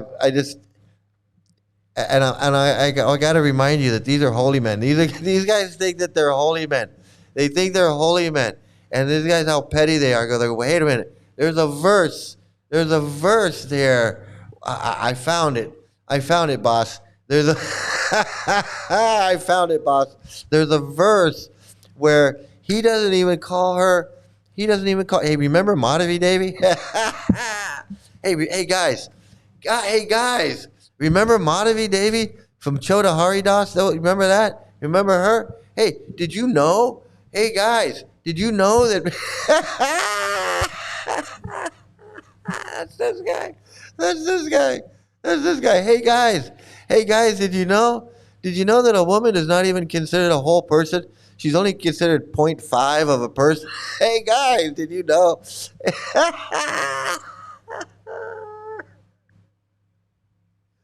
Hey guys, not only is a woman only half a person, not only does she have a small brain, she's 9 times lustier than men. She's really only half a person.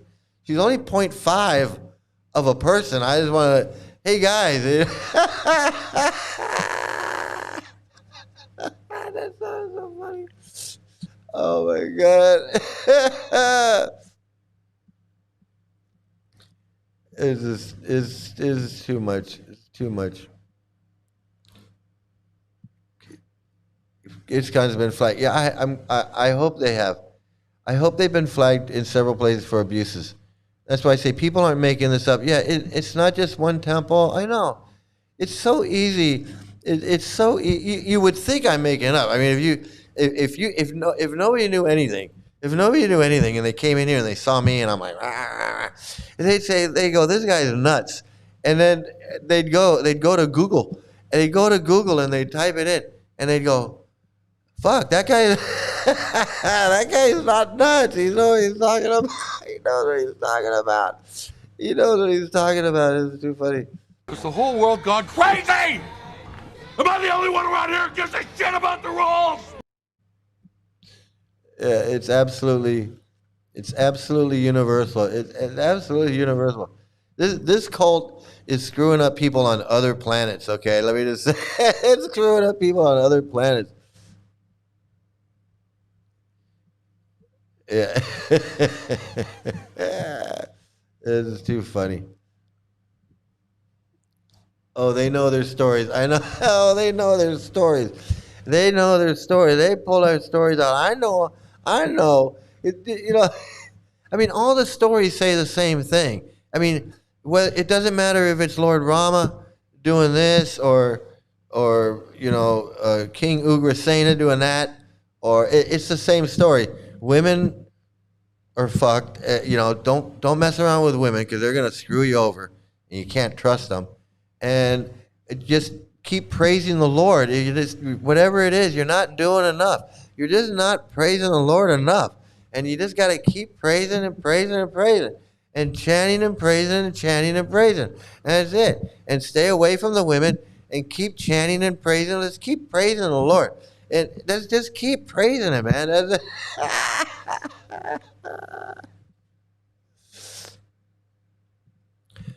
Oh yeah. I mean, even these Hindus will tell you. Even these Hindus will tell you that these books they're not translated right, and these white Hindus are crazy. They'll tell you all that stuff. They'll tell you all that stuff. It's pretty funny. It's pretty funny. Did you just say women have half a brain or half? They're half a person. A woman is a half a person. So Lord Chaitanya had 3.5 intimate associates. So he had like Ramananda Roy, Haridas Thakur, Rupa Goswami, and then this Madhavi Devi. So this Madhavi Devi was that half. She was that 3.5. There's like 2.5 men, so she was like 3.5 devotees. Like 3.5 devotees. Which wonder which half? Yeah, probably. Well, probably the top half because you know how they are.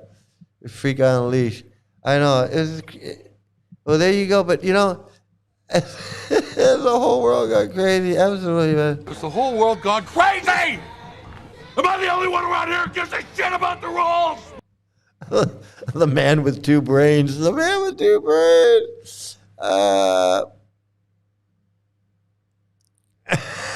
man with two brains. The woman with half a brain. The woman with half a brain. Oh my God. Yeah, that's how these guys are, man. They never gonna turn up an opportunity to say something fucked up about women. Let me tell you. They never turn down an opportunity to say something bad about women. So this is not being taken into consideration by the gender equality crowd. Prabhupada did not. Yeah, he's like, fuck your equality. He's like, fuck your equality. Like, we don't care. We don't care about just basic human rights. We don't consider women a full person because Prabhupada did not teach a vision of gender equality. Today we heard a lot from Kalakanta, Pragosh, and Anuttama how we're not this body and everybody's equal. Prabhupada saw boys and girls as equal. But what does equal mean? Prabhupada didn't dress the boys in saris and the women in dhotis. Here we go. Here we go. Here we go with that Krishna logic. Here we go with that Krishna logic, right? That's Krishna logic for you. Well, Prabhupada, Prabhupada didn't dress the boys in saris, and the women aren't wearing dhotis, so, naturally, we're going to be petty towards the women, and, we're just going to be sexist. We just want to be sexist, okay? That's what we do here. We're sexist, we're racist, and we molest little girls and little boys. That's what we do. When you want to get down to it, really, when you want to get down to it, that's basically what this guy says. He's like, look, we hate women. We hate women. They're just for us to use whenever we want to use them. We throw them away when we don't want to use them anymore. And we don't give a fuck. And we don't give a fuck about children. Okay? We just don't. Look at me. Do I look like I give a fuck about a little kid? Look at me. Do I look like I give a fuck about anything except my bowl of good rice? That's it. I just want my bowl of good rice and just leave me the fuck alone. I don't want to hear it. I don't want to hear it. I don't want to hear it. These guys, I'm telling you, these guys are the scum. They're scum of the earth. Scum of the earth. They really are.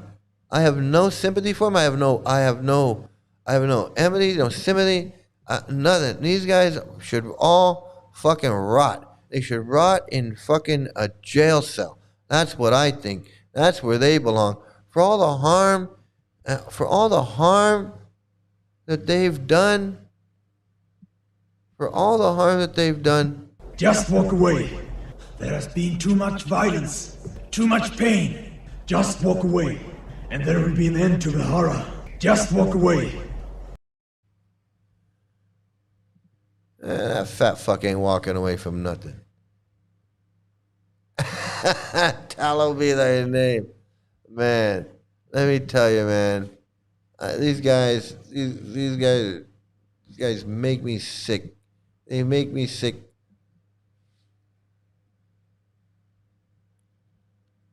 Yeah. Well, they do believe that Krishna is the only Purusha male in the universe, and everyone else are gopis to be cross-dressing in saris to make love with Krishna in the groves. Absolutely. Absolutely. That's the truth. That's the truth. That's the Xenu shit. That's like the Xenu level of that you become a 12-year-old girl and you get to go have sex with Krishna. And women don't even get to do that. Like Leela Manjari doesn't realize that she's got to get married and then she got to take birth as a man. And then the man gets to go back to Godhead. Like women don't even go. Women don't get to go. Women got to take birth as a man first. It's just insanity. So first of all, you're only 3.5. You're only 3.5 men. You're only half a person. And then you gotta come back. You gotta take birth as a full human, as a full man. So first you gotta come back as a full man, and then after you suffer through that hellish life again, then then you get to go back to Godhead.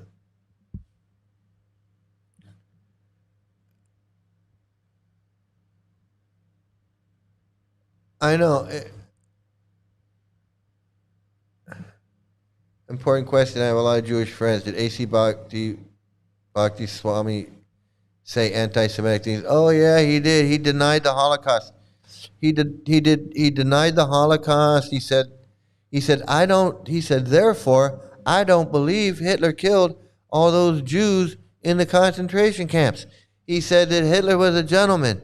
He said that Hitler got the shaft.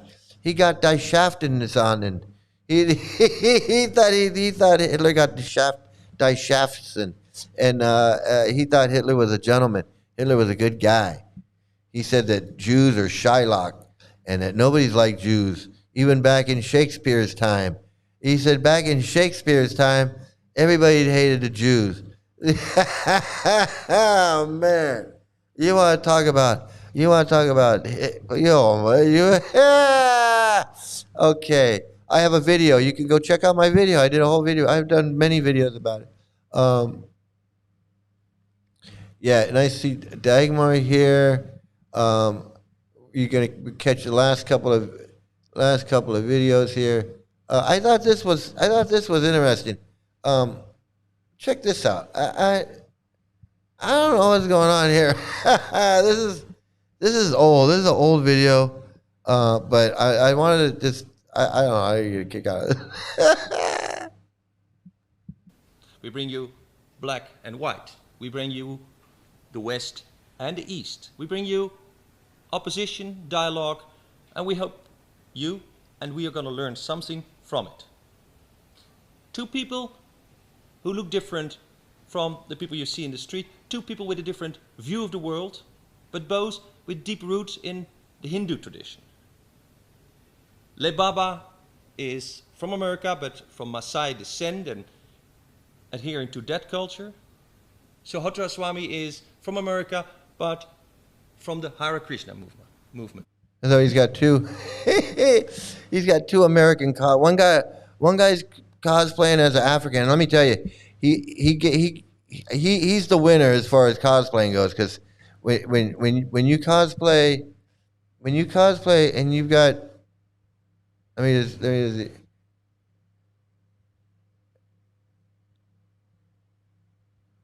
this guy's face? Okay, when you get to this level of cosplaying, you get to this level of cosplaying, you win. You've won. Okay, you win. You win. Okay, and you got the things through the ears, you got the things through the nose, your lip your lip looks like one of those tea candle things that you heat food with. And I'm just saying, good for him. If it brings him joy and it makes him closer to God, that's good. That's good for you. But to me, you're cosplaying. Therefore, there is you're going all the way. I got to admit, you're going all the way with the cosplay. Scope of being identified as God or Goddess, as divine. I don't know what that has to do. I don't know what mutilating yourself has to do with reaching God. I don't. But I mean, for him, that brings him joy. Who am I? Saying there's diversity. But here we got the Hare Krishna guy. So in our tradition, and sitting next to the guy with the teacup in his nose, the Hare Krishna guy actually looks kind of normal. I have to admit, the Hare Krishna guy kind of looks normal sitting next. So they finally found somebody to out weird the Hare Krishna. So I gotta hand him that.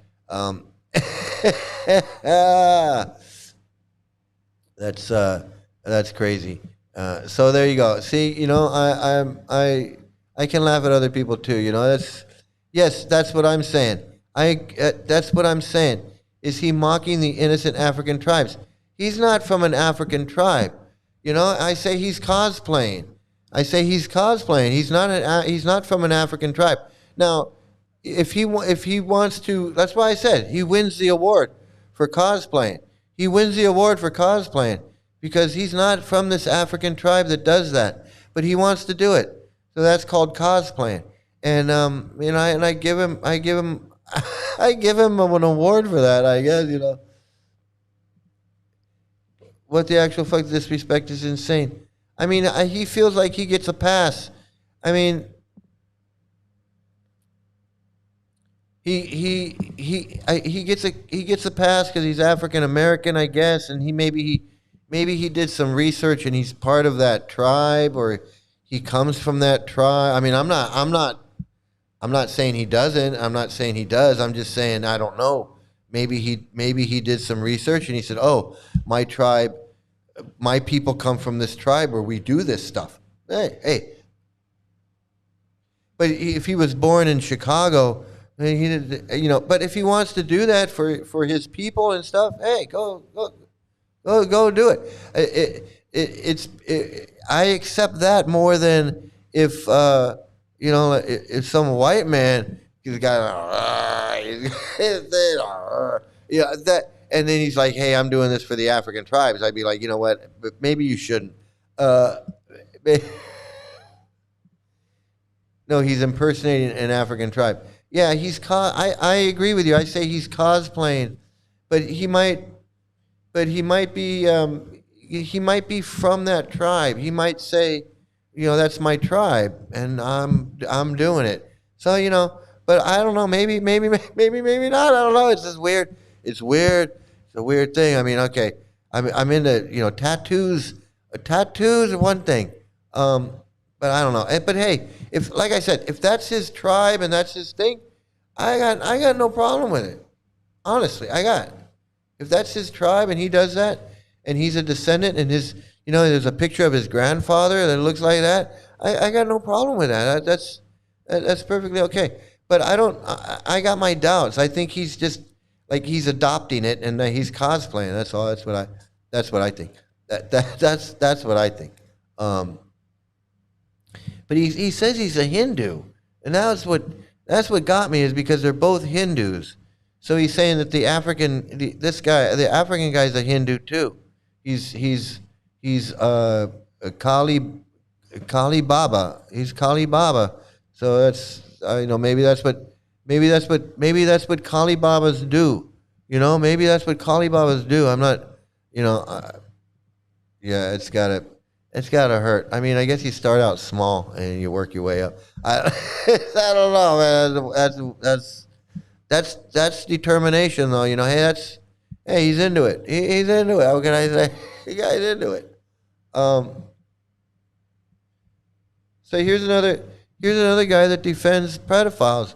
Another guy this is the guy that promotes Tattva Darshan, and he's gonna sit there and talk about why ISKCON gurus are falling down. Why are ISKCON gurus falling down? I don't know. Principle is right. The person is wrong. Maybe you shouldn't have Tattva Darshan at your temple giving lectures. Maybe you should focus on that. Maybe you should focus on Tattva Darshan in your temple. All that fits Prabhupada. And if I recall, in those days, Vyasa Puja writing, it's a ritual. So first it's a ritual, no? Vyasa Puja is coming, you have to write a Vyasa Puja offering. Then you go study what is a guru and things like that. So so you write that. So they cannot. Now somebody is quoting, see, you did all this for Jap, so now how you changed? How I changed today? So far I have explained why and how. That realization. Because of not authorization. Moment I heard, they were not authorized. And I had this question always nagging behind my mind. One question, always nagging. In ISKCON, with that no answer. Till 1999. What was that? Well, my question, my nagging question is, why the fuck are you letting Tattva Darshan lecture at your temple when the guy was sentenced to jail in Cambodia for debauchery with an underage girl? I just don't understand that. I don't understand why you're all into this Prabhupada stuff, but you're letting this Tattva Darshan, why? The guy's been accused of stuff with kids. He was kicked out of ISKCON for doing stuff with kids, and this guy's got no problem with it. He's got no problem with it. I don't understand it. He wants to be like, hey, we're the Ritvicks, we're doing what's right, and these gurus are bad, and the ISKCON gurus are falling down, and blah blah blah, and struggle for truth. Well, the truth is, you got Tattva Darshan at your temple, and that guy belongs in jail.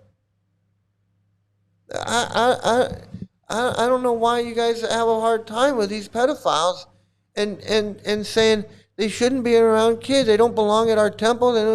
Let him go do his own thing somewhere else. Have nothing to do with the guy. And I don't understand why this guy just has to work. What is Tattva Darshan? What is so special about this friggin' freak that, the people that I was working with, they had to be Tattva Darshan, and this guy too. He wants to talk about gurus falling down, but let's talk about you and why you can't kick this pedophile out of your temple. Why is that so fucking hard? They don't give a rat's ass. They don't give, Don, great to see you. They don't give a rat's ass. You're going to sit there and talk about the ISKCON gurus and how they fell down and all the shit that they did. Meanwhile, he's got a pedophile right there in his own temple. I mean, explain that. No, he's going to sit there and talk about why these gurus fell down. He's going to sit there and talk about, they weren't following Prabhupada's this and that. Many had fallen by 19. Many had fallen by 90. How did these people fall down? I used to rationalize to myself and say, the only reason they can fall down is when they're offensive to Prabhupada himself. When I asked myself, I asked myself the same question. I asked myself the same question. I said, how can these ISKCON gurus protect these pedophiles, and at the same time, Yashodanandan and Dhamma Ghosh and all these Ritviks, they're protecting Tattva Darshan. So I asked myself, how did all these gurus fall down?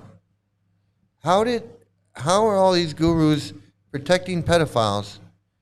And how are the people that I'm working with protecting pedophiles too? Why is all that?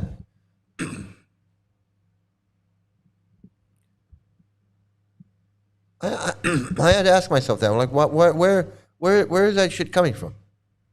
I agree with you. I agree with the fact that this group even exists at all is a failure of humanity.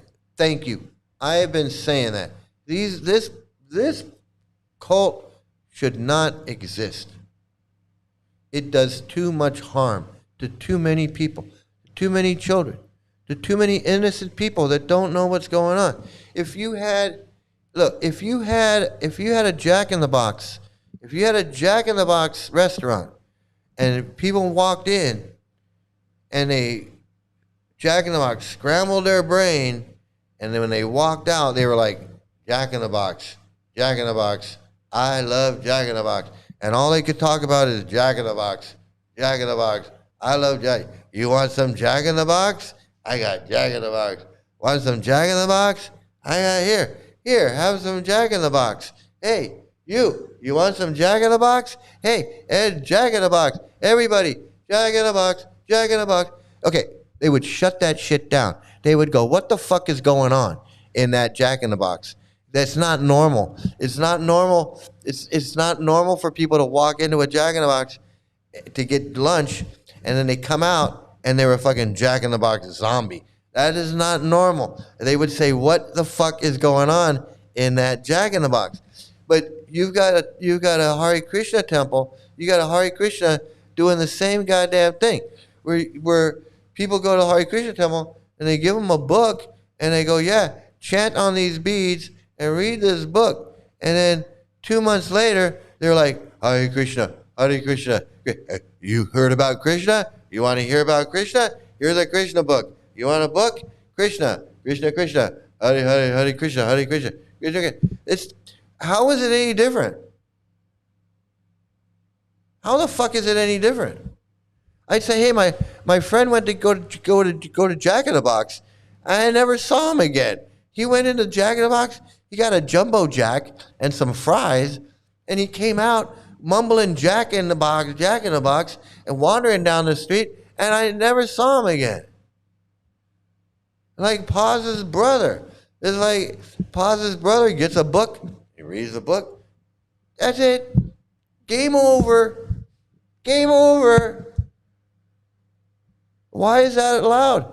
Why is it allowed? Why is that fucking allowed? And back in the 70s, there were some lawsuits. They're like, hey, you can't do that. You can't brainwash these kids. It took them to court. And they said, you can't brainwash kids. You gotta be 18. If you're not 18, you can't. We'll go to jail. So now they just groom them. Now they give them a book, groom them from when they're little, and then hope that when they're 18, they'll join. They'll join. Yeah, I know, Paz. I agree with you, man. I know. I was in it for 20 years. We got Leela Manjari. She's in it for 13. She's in it for 13. She's ready for 13 more. I know. And I feel so bad for you, man. I really feel bad for you. And I know, like, you want your brother back. It's like, we used to go play ball. We used to go to the football games. We used to watch, Law and Order or whatever, and whatever it is, whatever it was, growing up. You probably have memories when you were little. You used to do this, and now it's like, so what? That person's gone. And I know how you feel. I know how you feel, man. It's really sad. It's really sad, and I feel for you, and that's why I do this, man. Because if I can help one more person, man, I want to do it. If I can help, we didn't get to your brother. We didn't get to your brother. We were a little late. But if I can get to one more person, I'm gonna keep doing it. Absolutely. And I'm really sorry, man. I really am. I really am. It's really sad. Let me see. What is? I don't know. Okay, I'm gonna finish up. I'm gonna finish up with this nut, because this guy is a nut, and this guy's a real nut, man. And this is what 30, 40, 50 years will do. This is what 50 years will do to you. Okay, let's hope that your brother gets out before he turns into a friggin' his brain becomes friggin' pudding. Okay, tapioca pudding. We don't want that to happen, man. I swear. So we're gonna finish up with this video. A little bit of this. This guy is a certified wacko, and he went to college. Okay, he went to college, and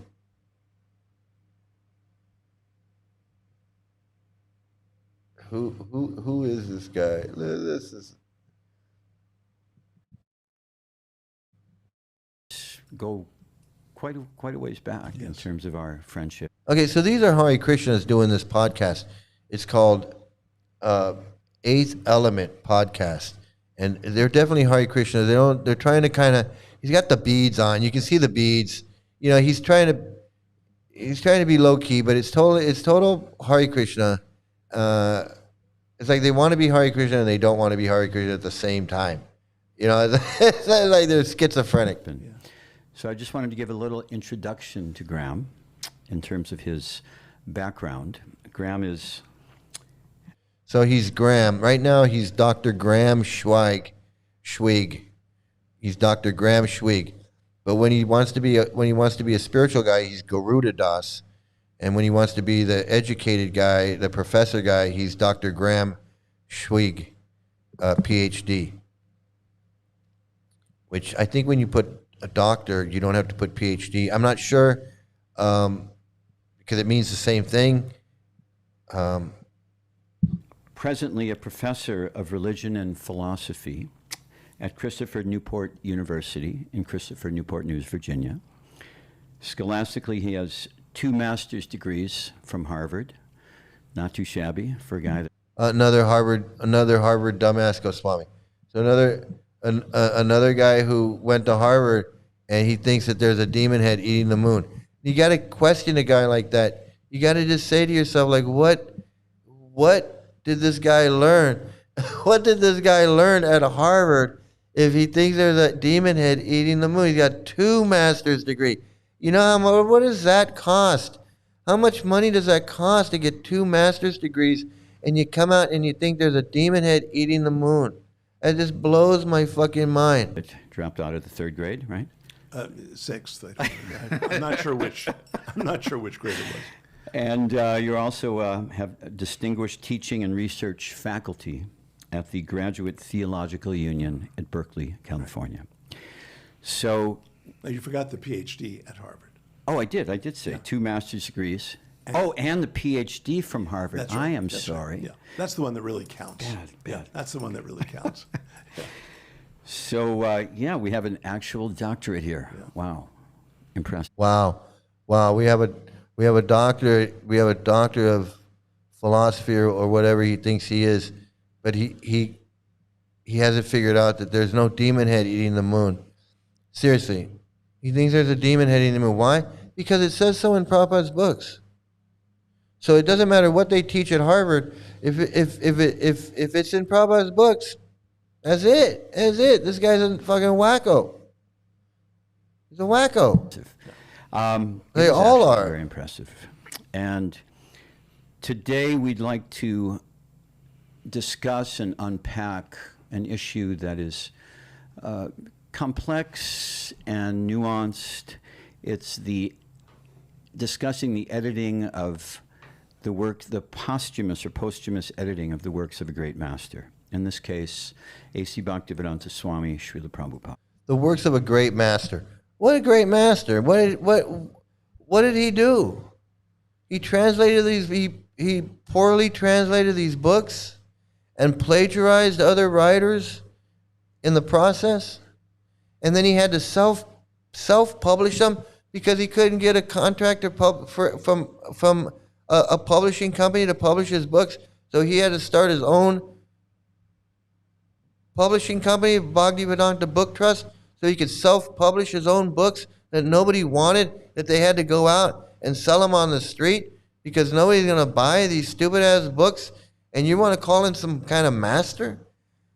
Are you insane? And this guy, and then you're interviewing this guy is a doctor, and he believes the same bullshit that you just said about a guy who couldn't publish a book, had to have to self-publish his own book, and have a bunch of friggin' hippies running around on the street selling them to people when they didn't want them, in the airports and in the malls and the airports on Hollywood Boulevard and wherever, just bugging the fuck out of people to take these goddamn books, and then you want to sit there and act like this guy deserves some credit, like he did something, like he wrote some famous books or did anything? This is fucking insanity. Who is collectively we all have accept him as our mentor, spiritual mentor. So it's been perhaps you could give a sense of why this is important, not only to the community of practitioners, but how it relates to what's going on in the world. It's very interesting.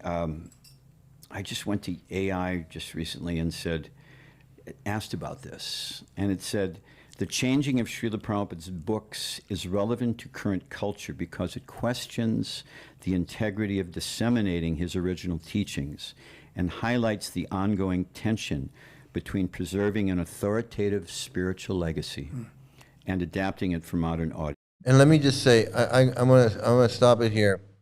Let me before I completely stop it here. Let me just say, people like this, things, people like this according to guy, what would be to us consistent. he's just as dangerous. He's just as dangerous as his Gora Hari. He's just as dangerous as these pedophile gurus. He's going to sit on this podcast, act like he's not a Hare Krishna. He's going to spout off all this Hare Krishna crap, and he's going to sit there like he's a doctor, like he's a professor, like he knows what he's talking about, like he's some kind of super Hindu, another one of these white super Hindus, and he's going to sit there, and people are going to get involved in this Hare Krishna shit because of him on this podcast. They're going to want to get a book. They're going to get one of Prabhupada's books. They're going to say, if you want to get a book, just contact us, and we'll get you a book. And someone's going to end up falling into this shit because of these podcasts, just like this, where they sit there. They got this statue of Prabhupada over here, and he's going to talk about the books and Prabhupada's books, and we know what's in those books. We know what's in those books. And people like this podcasts like this, they're going to sit there and act like they're neutral, like they said we're Hare Krishnas and we accept him as our spiritual master. So it's pure cult propaganda to get people to join this cult. Just another one of these, and people need to know. People need to know that these things are dangerous. This is a cult. There's wisdom of the sages and Hare Krishna Project and Namaras podcast and this Eighth Element podcast and all of this shit. This is just as dangerous as a book. This is no different than getting somebody reading a book to somebody. It's no different than reading a book to somebody. That's why, like, when I do these classes and I read from these books, I only read a little bit. I know this shit. This shit is real. It's not a joke. I don't want to be reading this stuff, read like 2 or 3 paragraphs, and somebody's like, that started to sound interesting. I can't take that chance. These guys get on here and they start talking about the Prabhupada's books and the mind and the senses, and this guy's a doctor, and he's gonna sit there and act like he's Dr. Drew, or he's Loveline, or who knows what, like a Deepak Chopra or some super Hindu. He's gonna explain the Vedas and the Vedic system and all this crap, and people are gonna fall for it. People are gonna fall for it. They don't know. You can't fault them because they don't know. Well, that's what makes this so dangerous. And pause.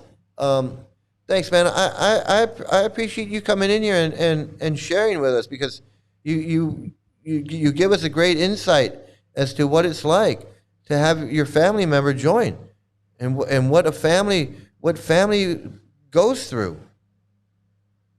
And people don't know. People like Leela Manjari and these other people, they don't know what it's like. They left their family behind. They left their parents behind, left their family behind. Some of these people, they haven't talked to their family in years. They're completely, they don't understand. So I want to thank you for coming in and being part of this. Being part of this, it's important. And I think all of us together are really helping people. I mean, like, I had no idea that it would ever get to this point. I really did, but it has, and I love it, and I think it's great, and I think we're all together. We're all able to help. We're all adding something and helping. Yeah, he is. He's another dumbass Goswami. He's another one, man. And now I start to see them all as just little versions of Gora Hari. They're all just little versions of Gora Hari. They're all just as wacky as he is, but they're just wacky in their own wacky ass way. and I mean that. I mean that. I really mean that. He looks like he supports the pedophile Trump. Yeah, he does. I mean, they don't, one of these cult, there was a cult video, and I don't think I showed it, but I need to go back and find it and show it, because it explains why, pedophiles and cults, it goes together, and this cult, the cult, and the patriarchy and the white supremacy, it all fits together like a Rubik's Cube or something, it's all got its play, all the pieces fit together in there. And that's why they all stick together. And that's why these churches aren't coming out and saying, oh my God, this pedophilia is horrible. And the Epstein file, all this stuff. And you don't hear ISKCON coming out and going, oh, the Epstein files is horrible, and as an institution we totally condemn pedophilia. No, everybody's like, nobody's saying anything. That's why I say, like, these gurus could come out and say, hey, no, ISKCON makes a statement, and they make a statement, and they go, oh, well, follow the laws. But and then Bhakti Vikash comes out and goes, hey, I'm all down with the pedophiles. I'm not going to say anything bad about any of them. And nobody says anything. Nobody says, hey, I'm not down. I'm not down with that. Not one. Not one. Because they are down with it. They are down with it. They don't care.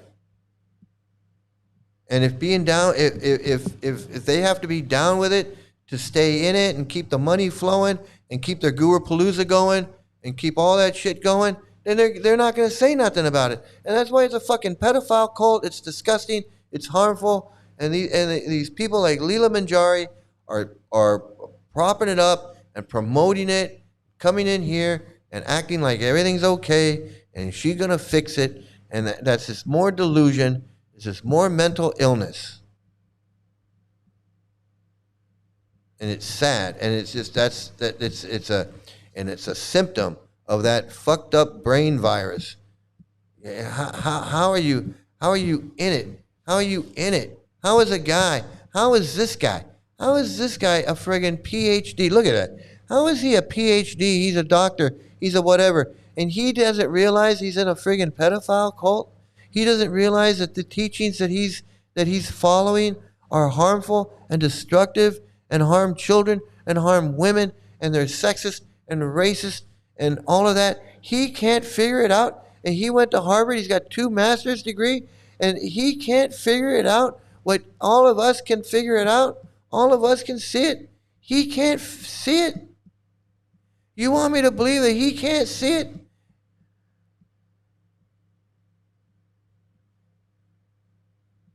You want me to believe that this guy can't see? You want me to believe that this guy doesn't know?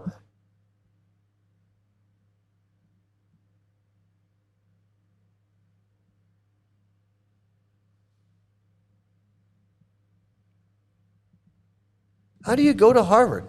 How do you go to Harvard and get a degree, to get a fucking master's degree in religion and history, sociology, whatever the fuck he learned? Didn't he fucking learn a goddamn thing?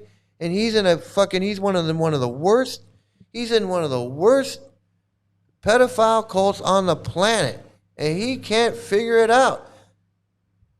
And he went to Harvard. He's got 2 master's degree, a doctorate, written books, all this stuff. He thinks there's a fucking demon head eating the moon, and he doesn't realize he's in a cult. That's how dumb he is.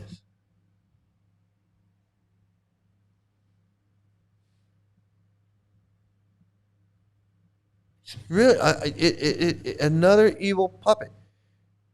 They know. These guys know. He knows a guy was shot in his van because he was exposing these gurus as pieces of shit.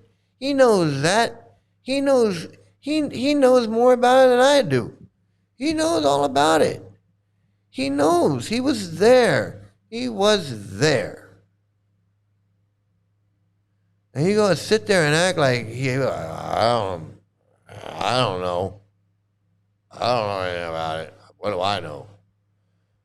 What do you know? You went to fucking Harvard. You should know something. God damn it. How do you go to Harvard and you're still a fucking dumbass?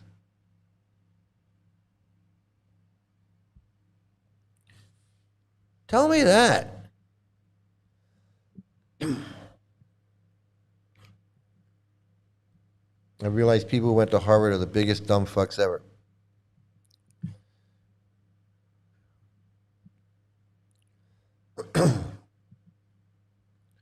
Yeah, well, you know, yeah, I guess so, because this guy.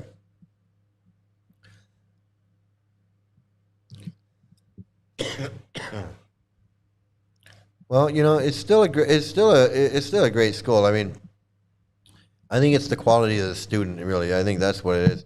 I think it's the quality of the student. I mean, you got these freaks going there.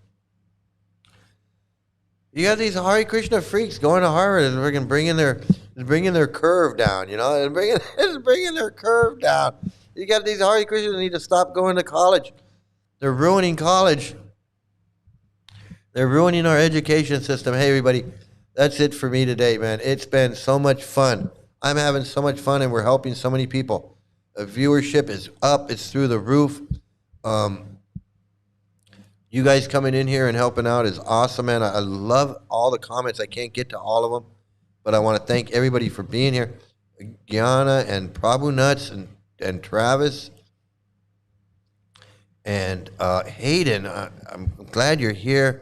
And who else is here? Eliana, my moderator, thank you so much for helping out. Great to see you here. And Weird Planet and Don Pearson and Paz, man. It's great to see you here, man. Every time, man. Yeah, I feel like we're brothers or something. You know, I really do. I feel. Excuse me. I really feel. And Queen of Karma, of course. Queen of Karma is the best. Cult, a real deal cult expert, Queen of Karma. Thank you for coming by. And if I didn't get and Fake Human, if Fake Human's here, and everybody, I just want to thank everybody. You guys make it a great show every time. It's so much fun. So everybody, please have a great day, great night, great morning, great afternoon, great evening. Have some great luck. Please, everybody, please stay out of a cult. Leela Manjari, please try to get some help. You really need some help. And for everybody out there watching for the first time, this is me back when I was a Hare Krishna. Thanks, everybody. Have a great weekend.